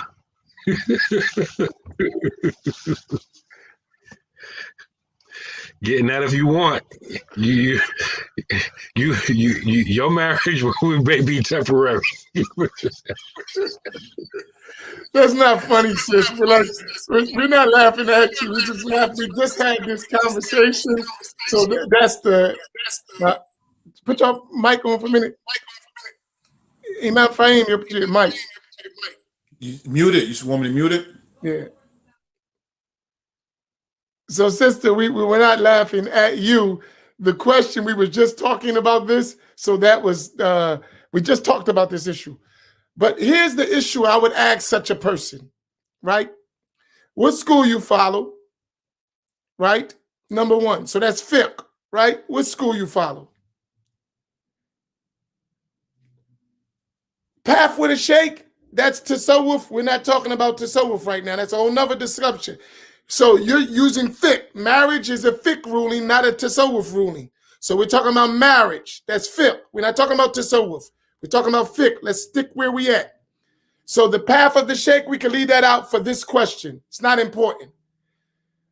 The regular questions, the Islam of Muslims who commit big sins, that's the issue of aqeedah, right? Which is that type of questioning or statement sounds like a Mu'tazili belief, right? Or some kind of Khawarij belief, right? The one who commits a major sin is not a Muslim, right? Or he's between two states. He's not really a Muslim. He's not a Muslim. That's Mu'tazila Khawarij, right? Type of aqeedah. So that's an aqeedah issue. If he believes that's just because someone commits a major sin, he's not a Muslim, he is not on the path of Ahlus Sunnah of the Ash'aris and Maturidis. So we can wipe him out from that. And then you say he doesn't pray. That's a fiqh issue. He's a fasik, and you should not marry a fasik. He's a corrupt person if he doesn't pray. So fiqh issue, he's fasik, don't marry a fasik. That's not a good sign. Also express the validity of muta. That's a Shia talk. So he's following what madhab? Does he mean he's following a Ja'fari school or something? That's not a school of Ahlus Sunnah. So you see my point? When I'm just taking the question and putting everything in its proper place. If he says, for instance, I'm Shafi'i, Shafi'is don't believe in the validity of mutta, so he's not following the Shafi'i school. So he's a man of innovation, according to the Shafi'is, right? So I'm just giving you an example. Let's be more specific, right? So because I follow a sheikh, that don't mean nothing what we're talking about. We're talking about al-fiqh. So I don't care about you following the sheikh. It doesn't make a difference. Your aqidah, if it is one of those, that's an innovator aqidah, we're not going to marry an innovator. If he's having not praying, he's a fasik, we're not going to marry a fasik. If he's contradicting the madhab, we're not going to marry someone who is an innovator in his understanding of the rules of al-fiqh. So in any case, this person stay far away from him like he got coronavirus. And put 2 masks on.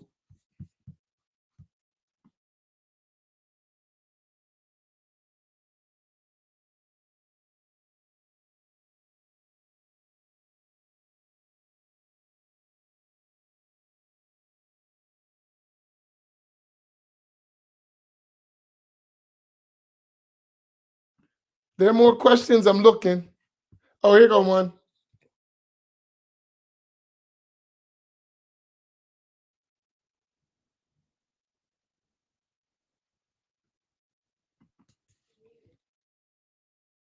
Oh, here you go. Here, boom. Allah. It says, is it fair to say that most of the senior Hanafi scholars were from Central Asia? So was Imam Maturidi. So most of Hanafis are Maturidis. Likewise, most of the Shafi Maliki scholars were from Sham and Iraq. So was Imam al-Ashari.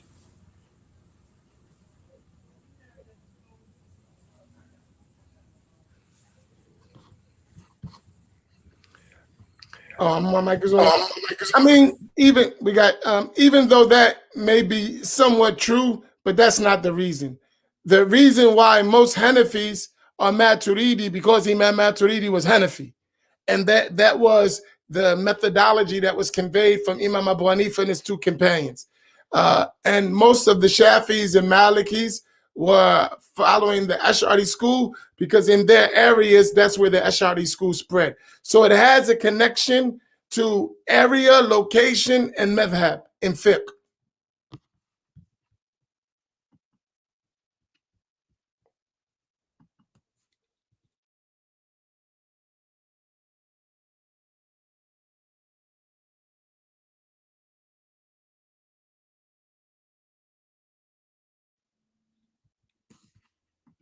Oh, go ahead. Allah. No problem, Imams. Laugh away. It's all good. Jazakallah khair. What would you advise lay people / students of knowledge living in communities which are predominantly Salafi or confused, and would like to be part of this much needed work? My advice would be to start study groups. Like, for example, I think you should have study groups like around Imam Amin's post-Fajr reflections and his other classes, and build on that. And that way, so if issues or questions come up, you have a teacher to refer to, and have these classes in your houses and grow and grow and grow. That's how most of our indigenous communities started anyway, right? You know, it needs to start at education. You know, even the Prophet sallallahu alaihi wasallam had Dar al-Arqam. They used to, when he was in Mecca and the dawah was, you know, not secret, but semi-private, whatever, before they came out, they were having classes in the house of a Sahaba named Arqam, and they called it the House of Arqam. That's where they would have classes and teach at.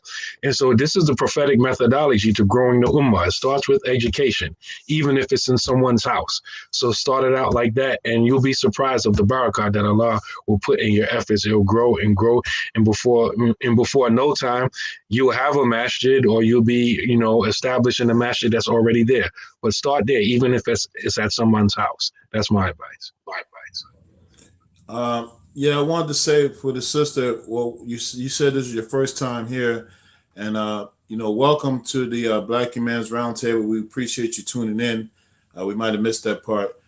But yeah, maybe if you can offline, let us know where you located, and we can, try to find some people in your area that are Ahlus Sunnah, and then we can try to direct you to the right place, But what Imam Naeem said would be a good start, inshallah, and try to stay connected with people. Maybe some sisters here can inbox you when the broadcast is over, and can put you on some books and some, stuff like that, inshallah.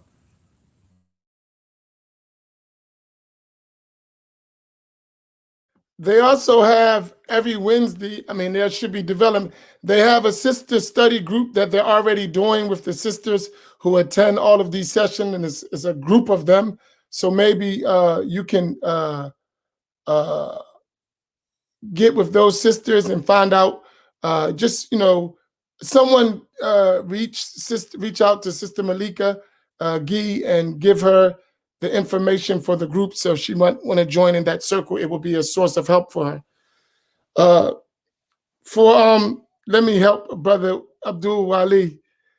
Imam, before this show is over, clear my name. I follow what my teacher followed, which is Shafi'i. I work with Wahhabis. That is my test, and you know my situation. I don't mix around and go between schools. First of all, brother, I said nothing about Shafi'i. I said nothing about Wahhabi. That's your guilty conscience. I ain't say nothing about you. I just said the one who joins between two madhabs. I didn't say which madhabs they were.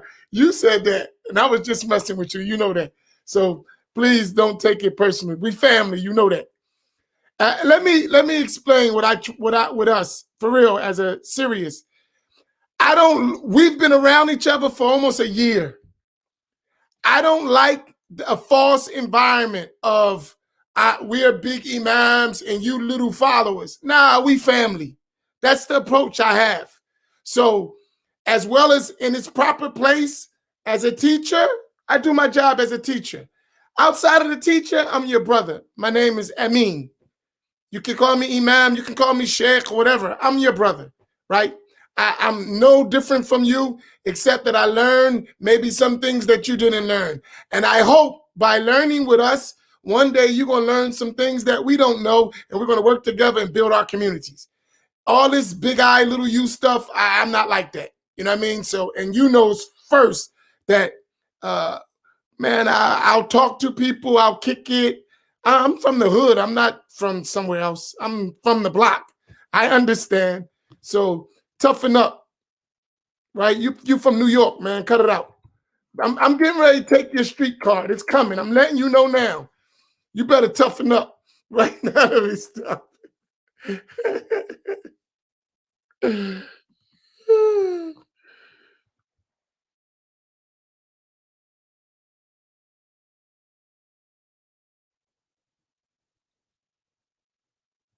We got something else? I think we ran out of gas.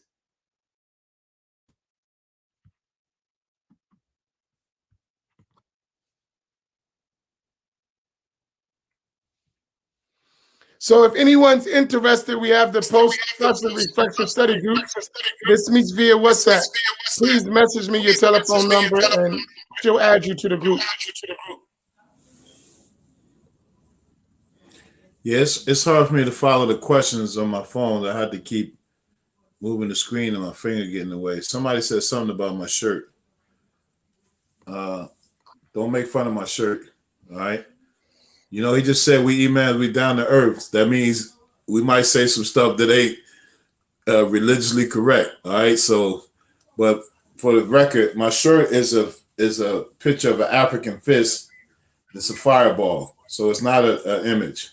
All right. So now that you know, somebody put that in the comment. I just saw it.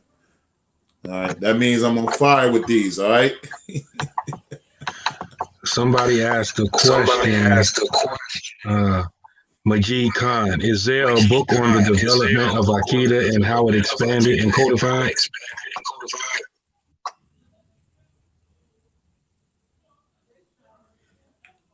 What was it again? It's on the screen now. Okay. Not one that I could think of. Imam Amin? I would have to think about it. And just inbox us at info@mmacinc.org. And inshallah,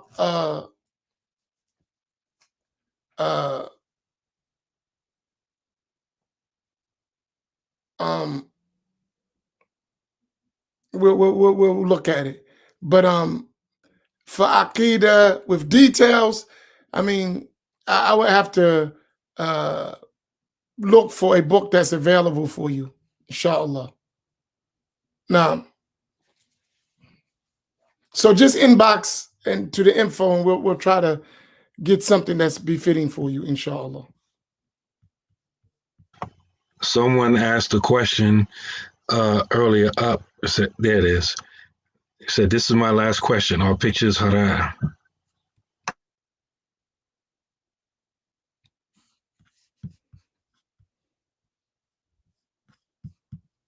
There's scholarly difference of opinion about photographs, and you can find that discussion in the Reliance of the Traveler.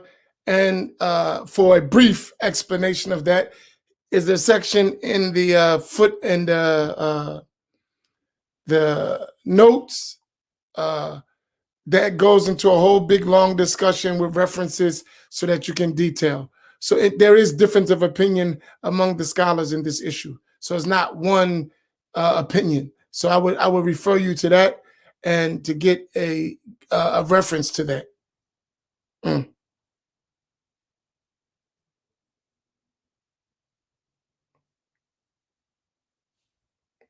There you go, Imam Amin. Malik Robinson asked you a question.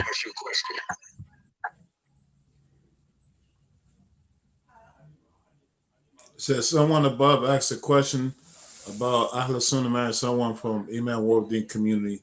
We view the community of Imam WD as Ahlus Sunnah, correct? Sure. You cannot go and group with people. Let me explain something, because this is an error too. Not every person who attributes to something has the same beliefs of that which they attribute to, right? So even though we say Wahhabi Salafi, right? That's a generalization. You can't talk to everybody, and this is a mistake. Because he goes to this masjid, that's a Wahhabi or Salafi masjid, or he goes to this masjid, that doesn't mean that that person understands what you understand from that. Each individual has to be taken what? On their own accord, on their own merit. Listen, black people, because I get upset when I see certain things. I'm sorry. No, I get passionate. No, I get daggone right upset. Don't nobody give a crap about us. We better start learning and protecting ourselves. Seriously. There is exceptions. There are some people who care that are not black and they love you and they're serious about it. But they're the exception to the rule. The general rule you'll find, people are not concerned about you. They're not, period. They're not going to teach you. And I got too many examples. Too many. The list of examples is here. I mean, way bigger than I can imagine. So for us, we got to learn to do our own stuff, right, though. And we can't allow someone to dictate those terms. Do you follow? I hate to say it. I see people, I ignore them for the sake of not fighting. I ignore some of the stuff I see just not to fight, because I don't believe Ahlus Sunnah should fight. The issue is not Ahlus Sunnah. You're a racist. That's the issue. It's not about Ahlus Sunnah. You don't like black folks. That's it, period. It ain't got nothing to do with Ahlus Sunnah. And you'll find any way to treat black folks bad. That's the problem. Straight cut, no chaser. That's it. And you can paint it how you want to paint it. That's real. And I ain't one of those guys who not going to lie to you. We've seen enough of these racist tactics in the name of Islam. No more. Black folks should stop that. If we don't know, we're going to wait till we learn. We don't trust you. Not the way you've been moving. Absolutely not. You don't have our best interests at heart. Period. That's it. We're not going to do that. Whether you like it or not. There is racism in Muslims, even though there's not racism in Islam. Islam does not tolerate racism, but some Muslims are more racist than white Americans. Seriously. Worse. You got Islam and you're a racist. That's horrible. You got the Sunnah of Khayr Khalqillah and you're a racist. That is terrible. And somebody needs to tell you. All right, y'all gotta, honestly, I hate it.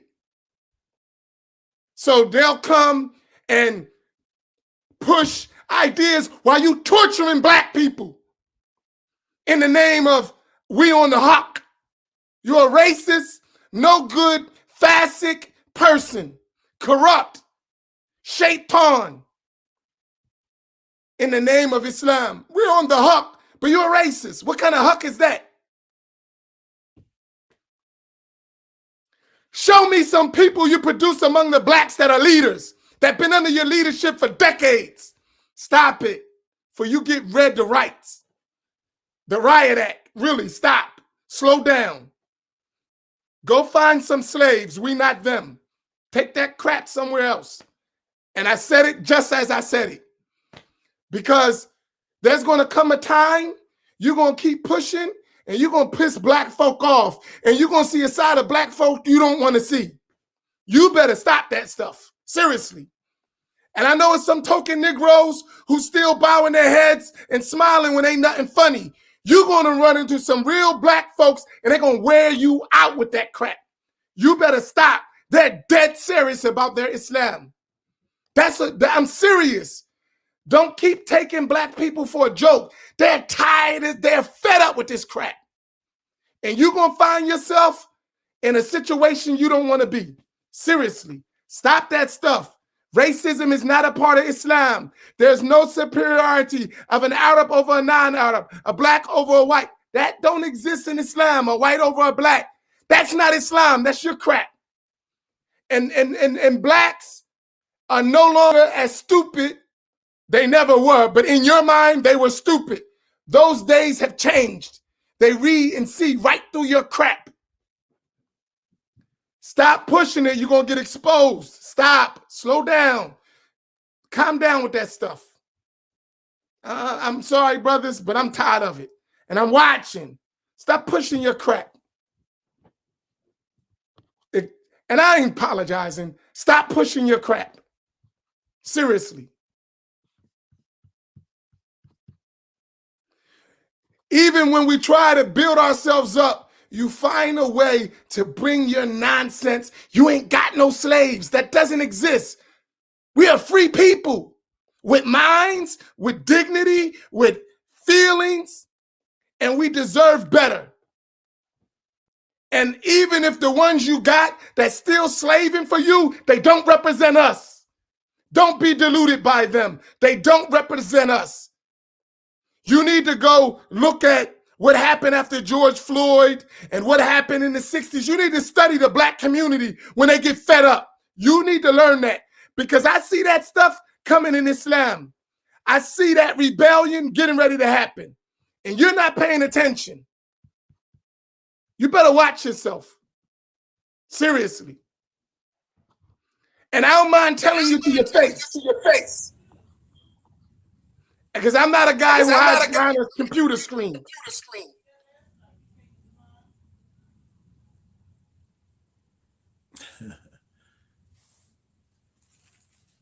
Alhamdulillah. And don't forget, we got Lambda behind us too. We show up with the brothers, you know what I mean, at any given moment. But is there any other questions? We're going to be ending pretty soon.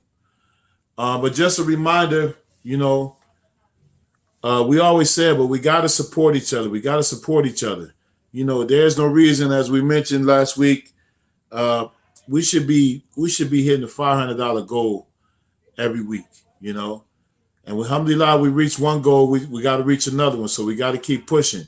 So if you haven't given up until this moment, you know, please drop $10 to $20, $50, whatever you can, you know, so help build the pot, you know, because when we put out the link for the people to give us their, like, you know, their characteristics, their traits, their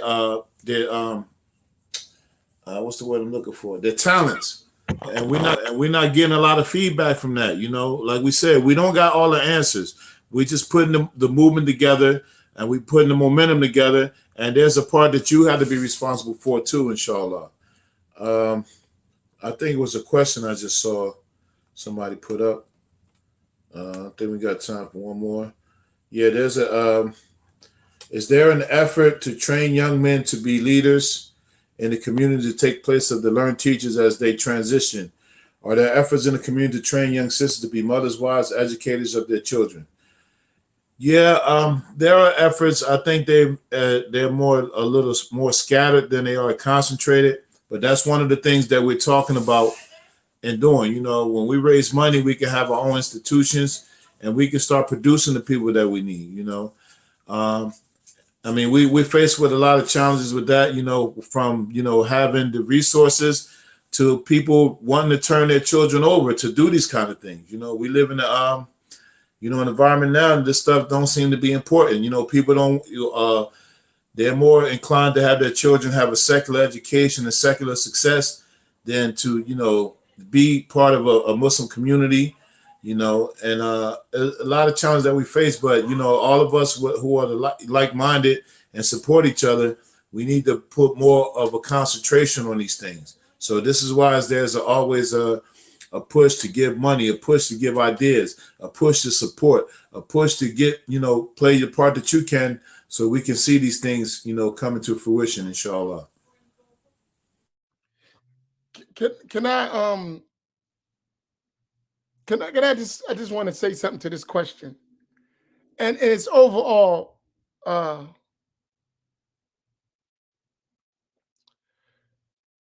we could do that. We could train future leaders. We could raise strong men, learned teachers. We could raise our young sisters to become mothers and wives and educators. But we got to take our own narrative back. Seriously. And it's a thin line with our Islam. Really, it's a thin line, right? Because we Muslims, so we got to have a comprehensive love for the ummah and every member of the ummah. That's Islam. That's how you got to be. So it's not just about us as Black people, as African Americans, or whatever title makes someone comfortable, right? But these ex-slave descendants of slaves here in America, it's not just about us, but it is about us as well.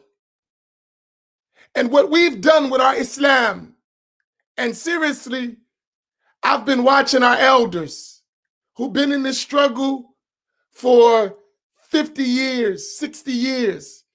And I don't know if y'all watch, I do, because I have respect for my elders. Even if I don't agree with them all in their issues, I have a mad respect for them.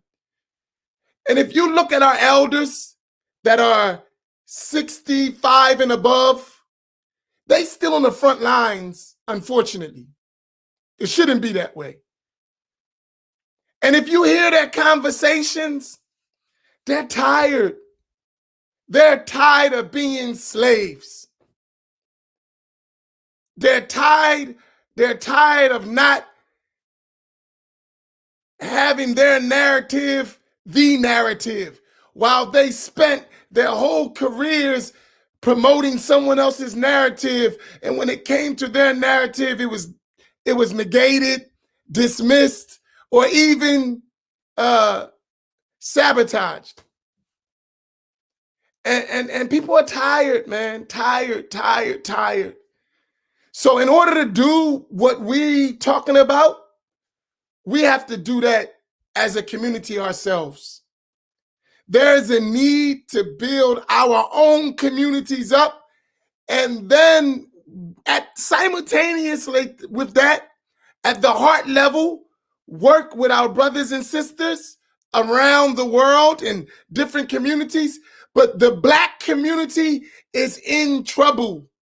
We're trying to survive here in Islam. And I'm telling you, if we keep this tap dancing up, our children are going to have nothing to do with Islam. And this is a sad reality that all of us are watching. That's why we still got elders 60 and going on 70, and that's still the voices of Islam in the Black community. Because we have spent our time trying to be someone else, whatever that means. And we have to make a change. And no one else is going to respect us until we start doing for ourselves. They see us, not just here. They see the Black community not supporting itself. And we find that some of those who are not African American are supporting African Americans more than African Americans. This is not a way to build what you're talking about, leaders. That when you want to build something, you got to rely on someone outside of yourself because you refuse to take care of yourself. This is something we got to change. And it's serious work. It's not like, it's something we got to understand. I don't know how to emphasize this to us. We're in a crisis, and we can't continue like this. We have to say enough is enough and get behind some people we love and respect and support them and follow them and build till we reach that reality. We have to do it. We have to do it. It is becoming beyond Fard Kifaya. It's getting so bad.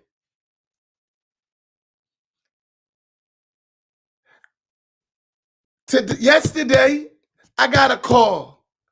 A young Muslim, 28 years old, young Muslim brother, murdered in the streets. His father, Muslim. His mother and father, they're arranging the funeral. They call me Thursday, because we need a janazah. And I'm saying to myself, you know how many janazahs I do? Stuff is tiresome, man. And guess what? No one's trying to fix that situation. And we're not either. So how is it going to change? I'm so sick and tired of burying my babies. Kids. Burying them, man. Muslims. I ain't talking about non-Muslims. Muslims. Black Muslim kids. Young youth being janazah after janazah after janazah. That's all around the country. Go to Philadelphia. How many of all the murders are Muslims? These are our babies. These are our children. While we scared to donate and support, to let some men go work with them, to fund community work so that we can go do that work. Where is the support to say, you know what? This is a lifetime job. Go out there and get those youth. Get them together. Work with them where they at. You got guys who come from that. We're the best ones to do it. Guys who've been in prison, who've been in the streets, who did that. We know that stuff like the back of our hand. Where's the support to go do the work? Where's the support? It's bigger than just entertaining each other on the line. It's this real stuff. We could talk to any of these imams or most of the imams all around in the Black community that tell you the same stuff. This ain't something just Imam Naeem and Imam Faheem and Imam Amin's making up. This is a reality we live with every day. Every single day. Every day. And here's what I'm saying is this. When are we going to do something about it?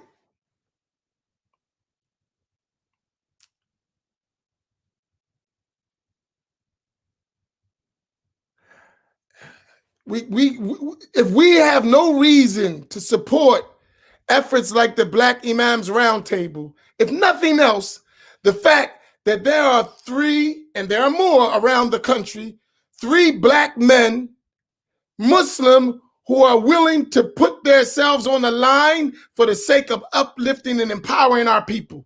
For that alone, because we always say we're the men. We're men right here. Because it takes a man to do this.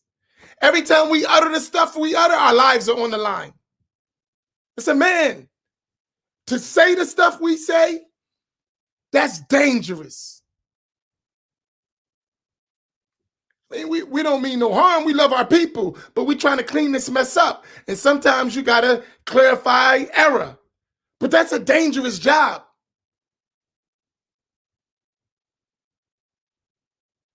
So what I'm saying is, when we talk about money, how much, just quickly, I'm sorry. How much money was so far donated?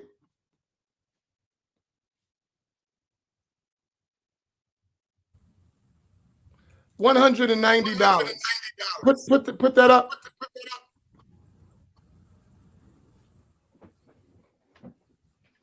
$190. Let me show you something. Put the 190 in the thing. Right? That's raised tonight. I'm gonna give you something to show you why that doesn't help the situation, right? Imam, I told you I got a young Muslim kid that just got killed. We need to go in the streets and we need to squash that beef. I need a group of brothers. I need 5 brothers from Camden, 5 brothers from Pittsburgh. That's 10 brothers. How much is it going to cost to get those 5 brothers from Pittsburgh here, Imam Naeem? Rough number. Bare minimum, just to travel. How much is it going to cost? It's going to cost us $70 in toll, at least, not including gas, car, and all that stuff. Now, that means you may need to get a van, right? How much is a rent a van if you don't got one? How much is a rent a van? I don't know. $50 a day. Depending on what kind of deal you get. So that's just for you. If I had to do the same for Imam Faheem, say take $50 off of that. We don't even have a way to support our efforts. You find my point? At these rates. And this stuff happens in every city. We can't even mobilize ourselves to help because we don't have effort. And let me explain something to you. You know why, Malik, the young boys don't respect old heads? Because old heads ain't there. If the old heads were involved, they're Muslim. They would respect that. But they see you ain't doing nothing, they're going to lose respect. Trust me. It ain't that they just don't respect. It is we not involved.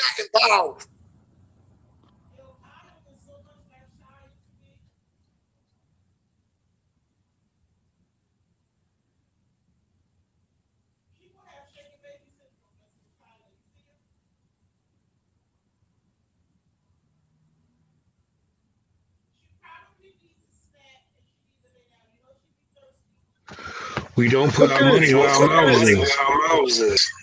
Look at that. Read that. Read that. One of y'all. Imam, one of y'all. Yeah, Imam, 2 of y'all. It says, Shukran for your passion for our people in Islam. I'm a convert since May 23rd, 2020. Alhamdulillah, welcome to the fold of Islam. I left a Christian organization after 23 years as a minister. Islam is my chosen life after experiencing prejudice in the organization that was supposed to be racially equal. I'm trying as hard as I can to embrace Islam as my life choice. I'll be 73 next month, mashallah. Been down with the struggle. I'll give my all to this, my chosen Islamic life. Jazakallahu khairan. Wow, that's heavy. 73. 73.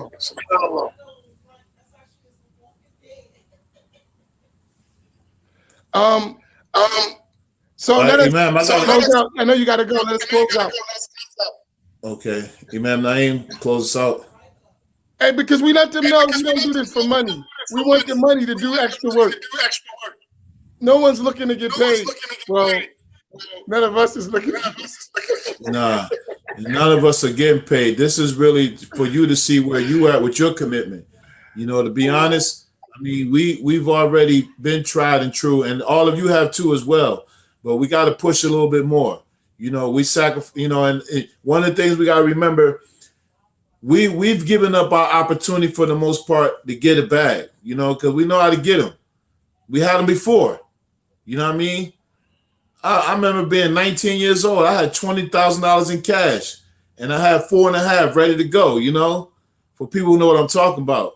So it ain't about getting a bag. I had a bag before. I chose to do this. You know, some of you are choosing to get a bag, but don't choose to not share. You know, just the easy part you got to do. We are tasked with making sure everything is running straight and following up with the stuff that we're saying. You know. And we can do it when we got your support. You know, we're not asking nobody to, you know, empty out their bank accounts. You know, we asking people to give a little bit from what Allah has found without investing with. And we live in a country you can do that every week, plus some. You can do that every week with ease. I mean, I don't got no steady income, but I get my money every week. You know what I mean? I mean, we can do it. Some of y'all got money that you can count. I'm one of the things, let me real quick. One of the things that broke my heart one time, I heard a Muslim sister say that she has 3 bank accounts and she doesn't let them go beneath a certain amount. And if they go below a certain amount, like she loses it.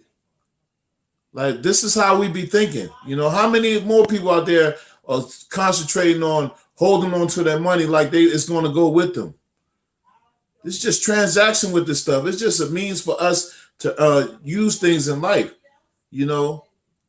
And blessing comes when we give it away. That's how it comes back again. We got to really believe that. We got to really believe that, you know. And it's not by our own effort. You know, sometimes we think we get money. Now we got to work to get back to where we were. Allah put the barakah in your wealth. I mean, we got to really believe that. You know what I'm saying? And we got too many examples from our righteous salaf of how they gave wealth. Like, you know, they didn't worry about if it was all going or not. And we got to follow that just a little. I don't want to go on a rant, man, because I'm ready to start, you know, strong-arming people online. Can I share this with you, though? Because I know you got to go. Yeah. But people ask, right? I get phone calls from a lot of sisters, single with boys, and they struggling, right? I might get a lot of them, too many. And maybe that's why I get kind of, I be getting too much stuff sometimes I shouldn't answer. But it is, right? And they want you to be able to help my boys, help me. I don't have a husband and none of these brothers stepping up. We need you to step up and we need, I'm like, to myself, I say, listen, this is a job. It's a job to do what you're asking to be done. You cannot do it if you're not going to support it. So when you say we need to learn, you need teachers to learn. You can't learn without a teacher. You need a teacher. But you got teachers that have ability, but you refuse even to give them a minimum survival package, right? And then when they leave, you call them a sellout. The guy got to eat. He got to take care of his family, right? This is real. And we have to, as a community, realize that. Do you know over 75% of the African-American masjids don't have a full paid imam? It's higher than that, but I'm just being generous again. How are you going to build a community like that? It's almost impossible, right? And I say to myself, I know the offers people get. I get them all the time. I get those offers. $75,000 a year, Hajj trips, Umrah trips, vacation, full benefit, house, car. I get that stuff all the time. It's regular. It comes because somebody want to use me to do their mission, right? So I know the feeling. But some of us, I'm okay. So I'm good. But some of us are not in the position I am in. So they got to take that money or be doing what we doing. And everybody ain't cut like that, right? Whether you give or not, I'm going to be all right as far as myself individually. I'm good. That don't help the community. I'm good. I had to tell one of my teachers that. I live okay. I'm fine. What about my brother that's in the hood? He don't live like that. You know what I'm saying? What about all these people I'm coming to see? They need sadaqah and they need zakat. And I got to tell them we don't got enough zakat to do all that. And I got to pick who's going to get zakat and who's not this month and that month. And these people really are zakat eligible. I don't have it. Can't do it. So I got to pick this family this day, this month. And I'm talking about month. I'm talking about daily. Month. This is money that is supposed to have. We're supposed to give them. But zakat money got to be given in order to give it out. That's real. So there's a lot that goes into these discussions. And I don't think we need to go so far with all this discussion, right? Because it takes away from what we're trying to do. It's not about money. But money is an integral part of the work. All right, Imam Naeem, take us home. Alhamdulillahi Rabbil Alameen. Wa afdalu salatu wa atamu taslim. Hold on. We raised 445. And this conversation can go on after we close out. Our sister Anissa, she put out a challenge. She's ready to match anyone who's ready to sacrifice $100 or at least $50. She's ready to match you. So, alhamdulillah, she even 25, someone, you know.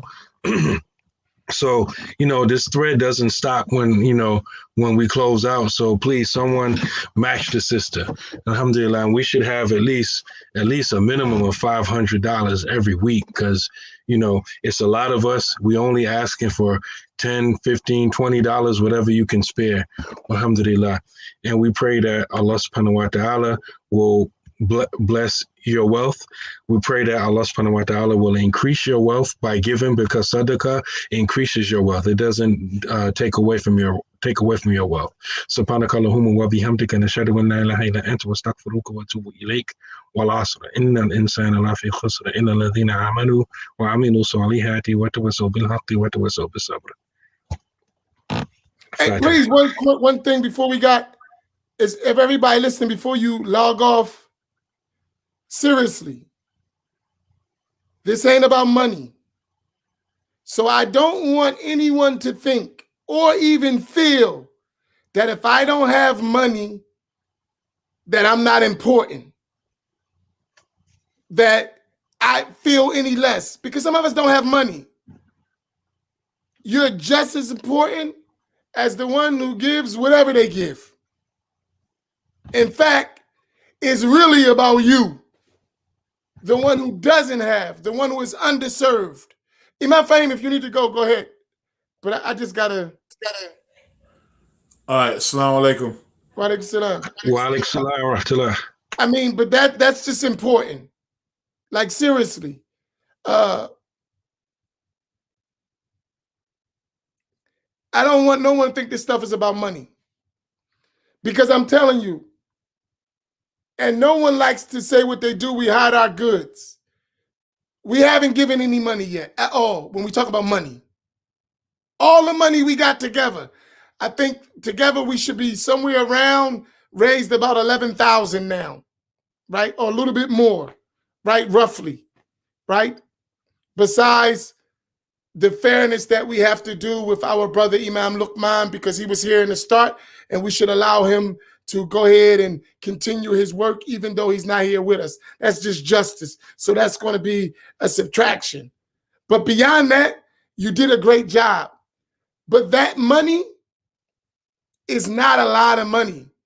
But because you got good imams who's saying, let's keep it, and when we do what we can do, we pay out, we help others that come and help and support, and we keep building. So when this thing is done, we can go visit our people and help them. That's the imams, and may Allah reward them. And I'm telling you that nobody has taken a penny of that money.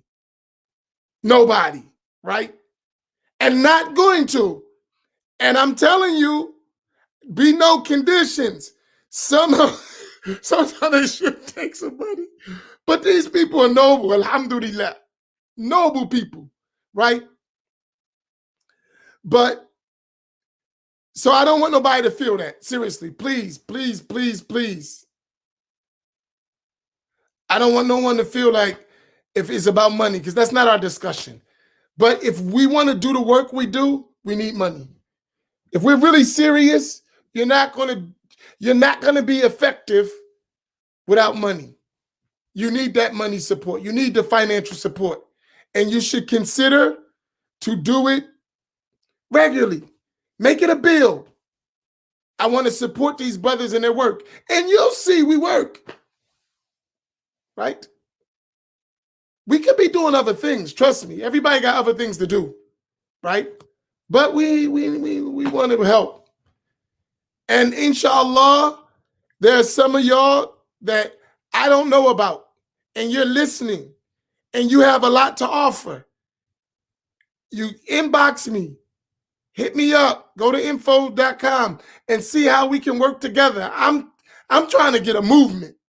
I know they're with me. Imam Naeem, Imam bin Faheem, they've been with me since the day I met them. And they've been working, and they've been with me. And them guys travel way from Pittsburgh to Atlantic City to be with me and support me. And I've done the same thing in going to Pittsburgh and Camden. This is a real relationship. This ain't no flaky stuff, right? It ain't something that happened yesterday. We've been doing this for years and years. So I know these brothers are thorough. I know their makeup. I've been around them. I've seen them through thick and thin and testing and see where people could get shady, and that never happened. And I love them with all my heart. So, I mean, let's make a family. Stop looking at this stuff like we ain't family. We family. We all we got. I know y'all guys watched, and y'all sisters, I know y'all watched, what's that movie? New Jack City? What did he say? We all we got, BMB. Is that what it's BMB?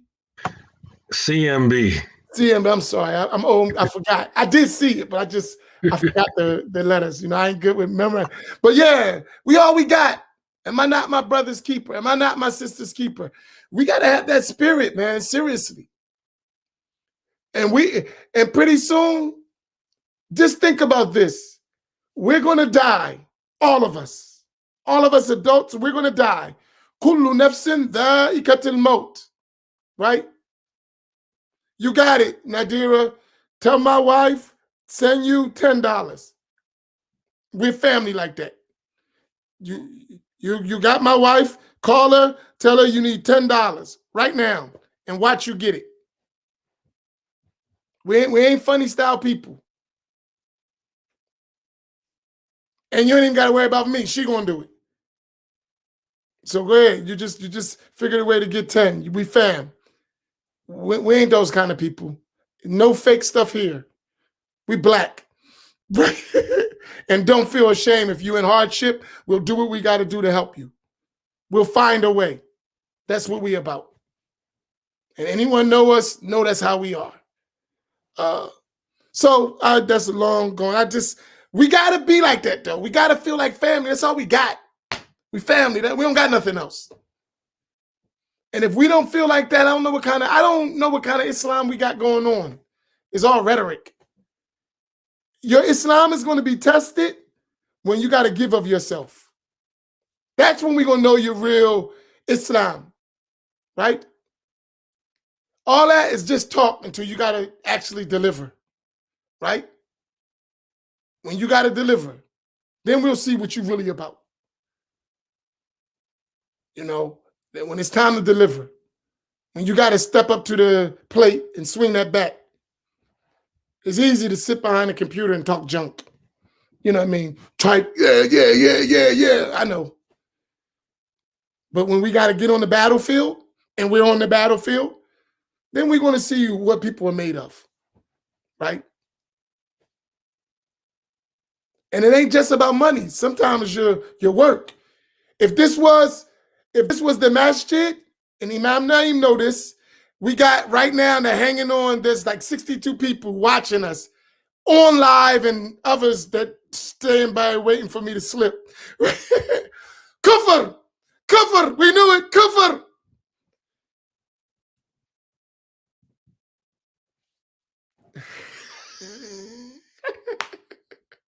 I'm sorry, Naim, I got right.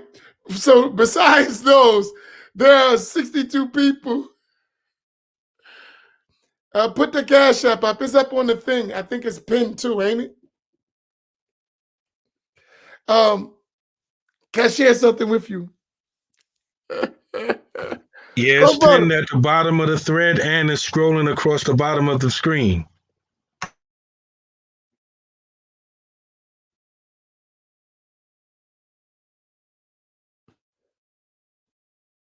You know that, Naeem? You know that's where we at. That's risky too by talking. You know that, right?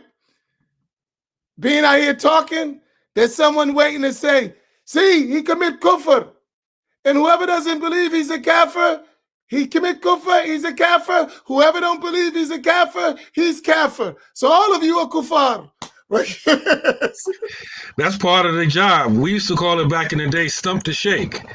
You know, if Allah puts you out front, there's 10 cats waiting for you to make a mistake. And the only reason they're there is for you to make a mistake. You know?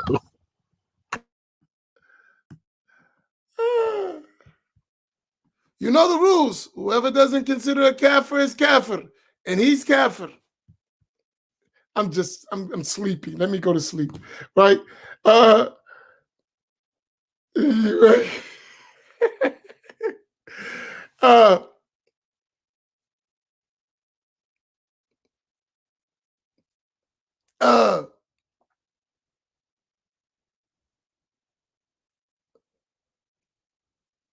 I had something to say before I start bugging out, right?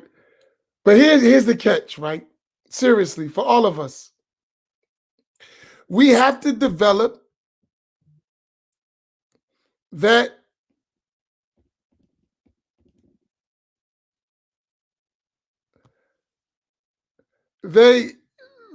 we have to develop that love for one another. Seriously. If we were in the masjid, 60-something people were in the masjid, whether it's in Masjid Mu'min or Masjid Muhammad, you'll see what we do, and then we'll start asking you to do the same thing. And you will see, because you're behind a computer, so you can hide. But when you're in the masjid, you got work, you can't hide, right? When you're actually physically in the community, you can't hide, right? So don't hide behind the computer, right? Just as if you were in the masjid, just with you in the community, you need to work like that. And some of us, you stay around, you're going to realize we good brothers, we good people, right? We good people. And we really care, right? Our whole life is this. We don't do nothing else, right? The whole life is trying to get this thing right, trying to build, trying to make sure we don't do anything else. That's it. That's the life. And sometimes it's pandemic time, but especially for the brothers, I would suggest you tag along with an imam. Like, Imam, let me just hang out with you for a week. Or my days off, Imam, let me hang out with you. Let me see what you do. And because you don't do that, Sometimes you don't realize how much pressure it is doing this job in our communities. It's work. It's work, it's work, it's work. And we do it relentlessly, day in and day out. And we need all the help we can get. We do. And it's not just money.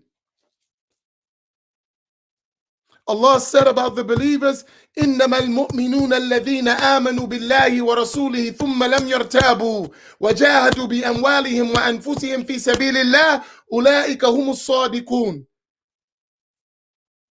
The only believers are those who believe in Allah and His Messenger and never doubt.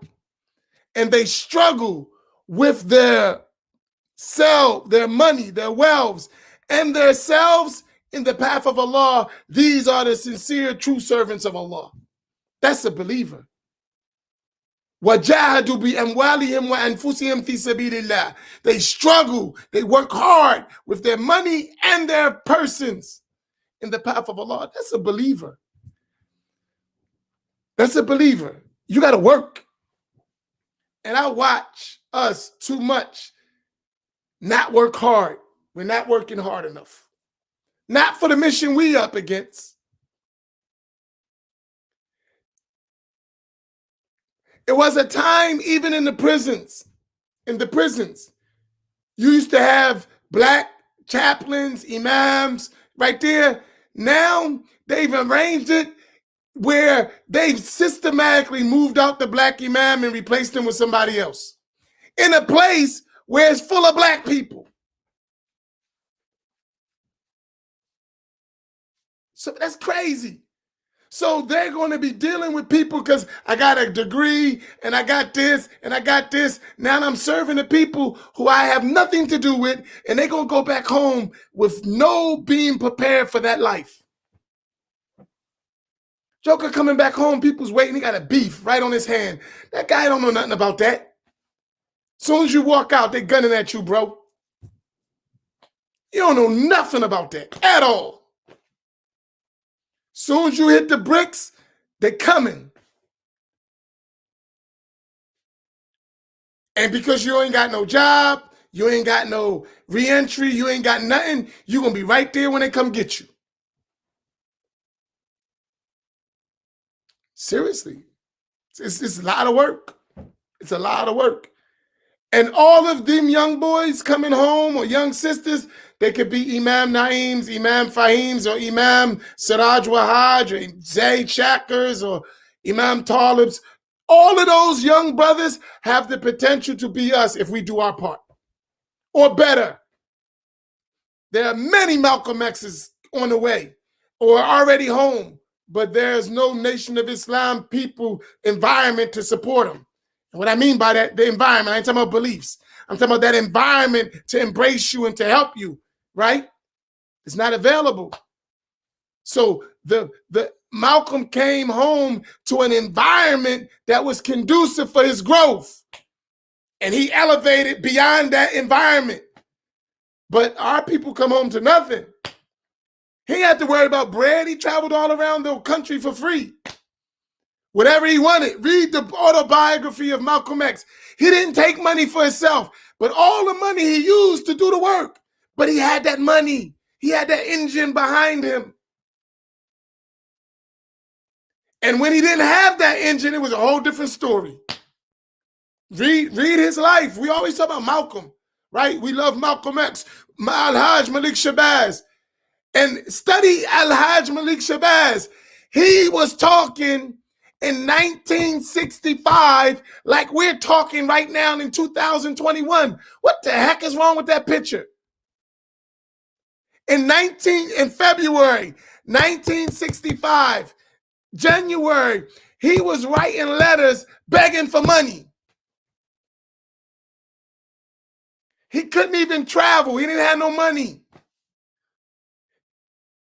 He said, I left all my stuff that I had. I gave it to Mr. Muhammad. That's where I was getting my money from. I don't have that anymore. So all those great ideas, you notice they never materialized because he didn't have any support. We just talking about the story. Oh, he wanted to do this. He wanted to go to the United Nations, and he wanted to go to Africa and unite Africans. That stuff costs money. He couldn't even get a plane ticket. But we forget that part. And we still got our leaders in the same condition. But we yelling Malcolm X. We yelling Al-Hajj Malik Shabazz. Come on, we ain't serious. And people of power laugh at us. Oh, they ain't serious. They talking junk. Let them celebrate their dead heroes, and that'll be the end of that. We listen to them in February. After February, they're going to go back to sleep. We got to change that narrative. And it's worth continuing talking for 2 hours, 3 hours, 4 hours, 5 hours, months, if necessary, to get us to realize that just to do this little bit, we got to give long lectures and something that's known. We watch it all the time. Go read a book. Read the prison industry. Let me tell you something about prison. Since we tell stories, if y'all need to go, go. Those who want to stay and listen, stay. But I want to tell you something. And I'm gonna tell you my own personal experience. And you got to, is Abu Muwadda here? How many of you guys been in the feds? Don't be afraid. This is a part of our rites of passage. How many of y'all been in the feds? Because I'm gonna speak about the feds. State probably got the same thing. Naeem, how much you used to make in New York State in prison? How much was you making an hour? I don't remember. It was like 35 cents a day or something crazy like that. 35 cents. What was your job? I had a lot of jobs. I was an electrician in the jail, first jail, trash gang on another jail, wood shop in another jail. Okay, yeah. So Abdurrahman was in the feds. Did you work in Unicor, Abdurrahman? Hassan, you been in the feds. Did you work in Unicor? How many of y'all worked in Unicor? Let me see y'all memories. How many of y'all worked in Unicor? Federal Prison Industries. How many of y'all worked in Unicor? It's 3 of y'all. I got Hassan, I got Abdurrahman, I got Wahid. How many of y'all worked in Unicor? Let me see if y'all guys are true Fed workers. You didn't work in Unicor? You worked in Unicor. What grade was you, Wahid, in Unicor? What grade did you get to? I used to do payroll in the Fed, so I know all the stuff.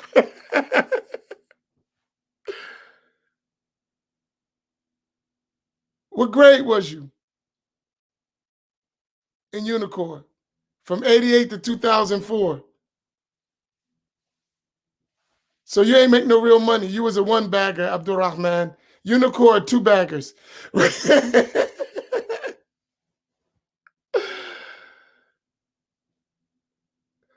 Let me give you, right? What grade was you, Wahid? Come on, man. Jump in here real quick. We're telling jail stories.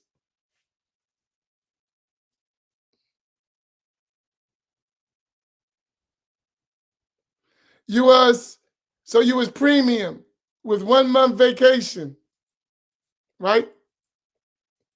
So in the feds, if you get to a grade 1, right, that's like $1.15 an hour, right? So Jomo was there. So a grade 1, that's not Unicor, man. The cook don't count. Unicor grade 1. Grade 1, right? Grade 1 is $1.15 an hour. Depending how long you was down, you get a bonus, like 18 months, 36 months, 48 months, 60 months. You go up, right? So a grade 1, so they're starting like 46 cents an hour, 69 cents an hour, 92 cents an hour, like that. It builds like that. And that's how many years you in jail, right? To get up And that means you're in the factory that long. You get certain many years, and then they give you a bump up. And then you max out at a grade 1, like $1.15. Then you get, after I've been there, certainly 5 cents, 10 cents, 15 cents, and you may max out to where you like $1.35 or possibly $1.50 an hour. And now they're paying you that. And I remember in Colorado was the most insulting place I've ever seen. And I know they might do in other institutions. They used to have, you see this thing going across the bottom of the screen? They used to have in Unicor, they made chairs. They would have in the middle of in the middle where Q&A. So those guys who's been in the fairs, you know what I'm talking about. Quality assurance, Q&A. At the end of the line, they would have a big old screen going across this, telling you how much they used to make a month. They used to push the inmates in Colorado $1 million a month. And the max that an inmate, and it was only probably like 15 or 20 people that can make that, would make maybe up to $1.50 an hour. And then overtime, he can get maybe $2.30, $2.50.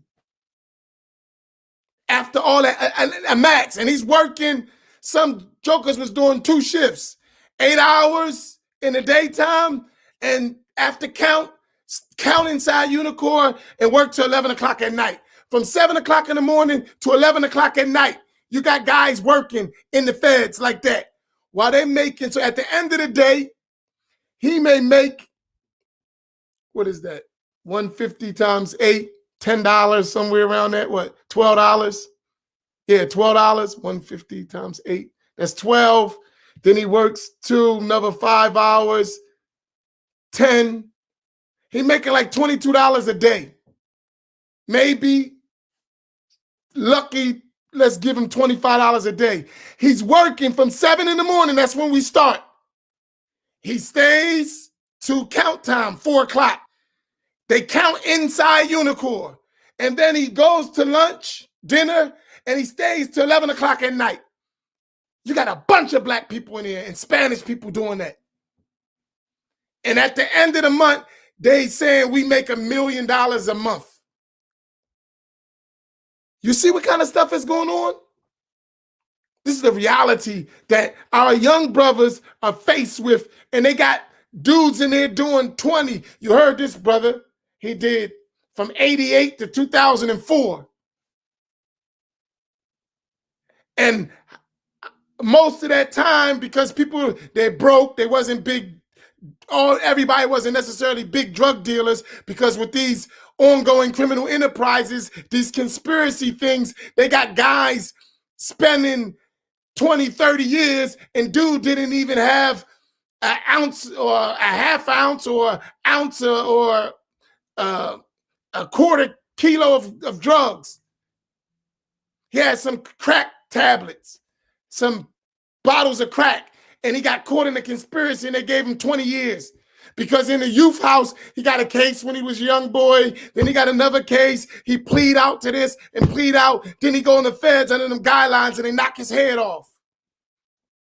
And this young kid is 18 years old, 19 years old, 20, and got 20 years, 30 years. And he's going to spend, because his mom is broke, his family is broke, his crew is broke, and now he's going to spend all those years making the government millions of dollars, and he's going to get pennies, and he's going to serve them for all that time. And we out here bull crapping, talking junk. This is real talk. And I'm not talking from, I know you know Imam Amin. Nah, I experienced it. I lived it. I understand how this stuff works. We got a job to do. And I was Imam inside. And I come out and I see these young brothers that I remember when they were still in here today, 26 years, 30 years, and they come home and nothing for them. This is real life, real talk. So we do have a responsibility. And that's on the inside. Don't forget the damage that was left with our youth and our women and our children while they going all that time and they out here trying to survive. I ain't had no dad.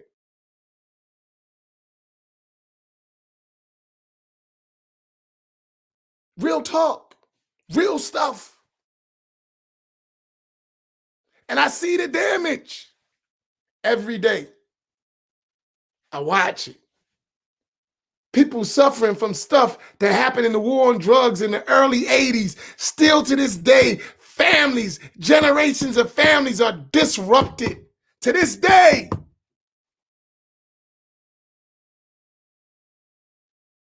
We had some young boys that went to a football game last year or the year before that. Stuff goes so much, you forget even the time.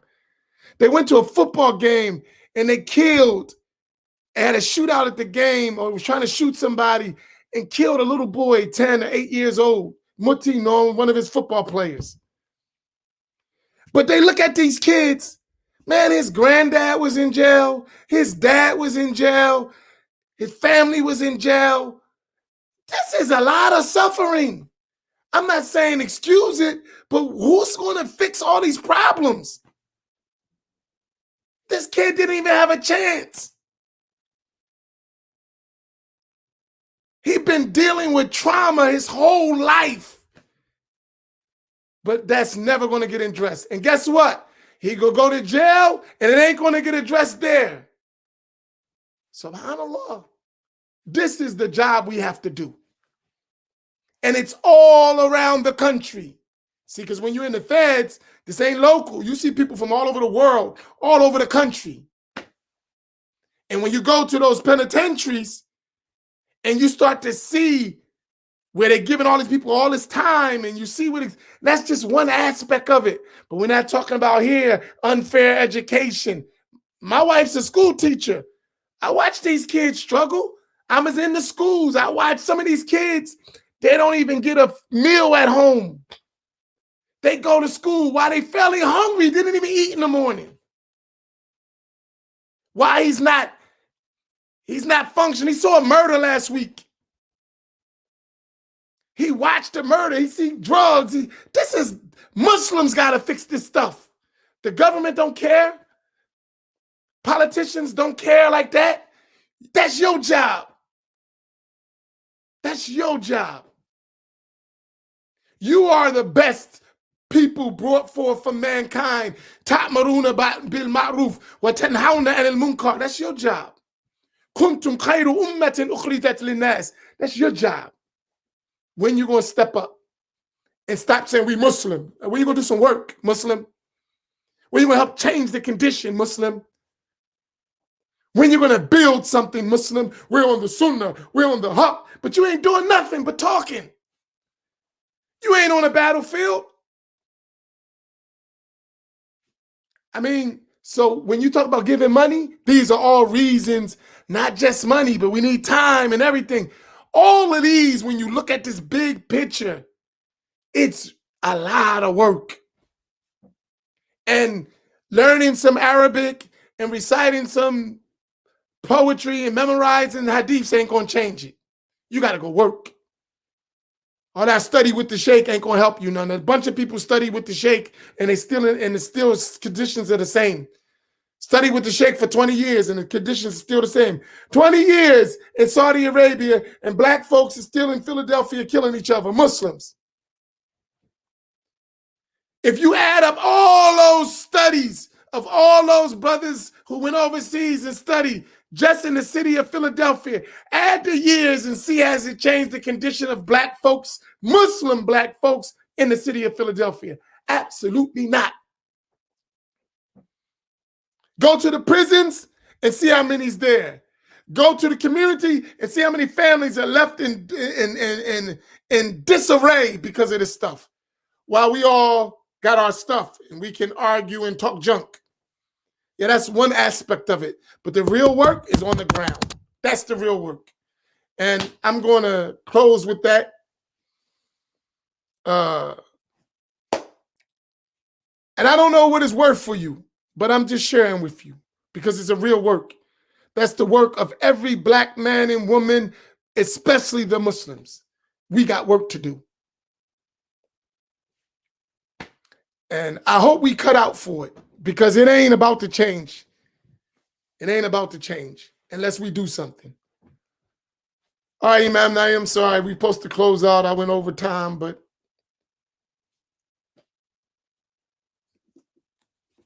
alhamdulillah. I close out already. Only thing we need is the Fatiha. All right, Bisir al-Surah al-Fatiha.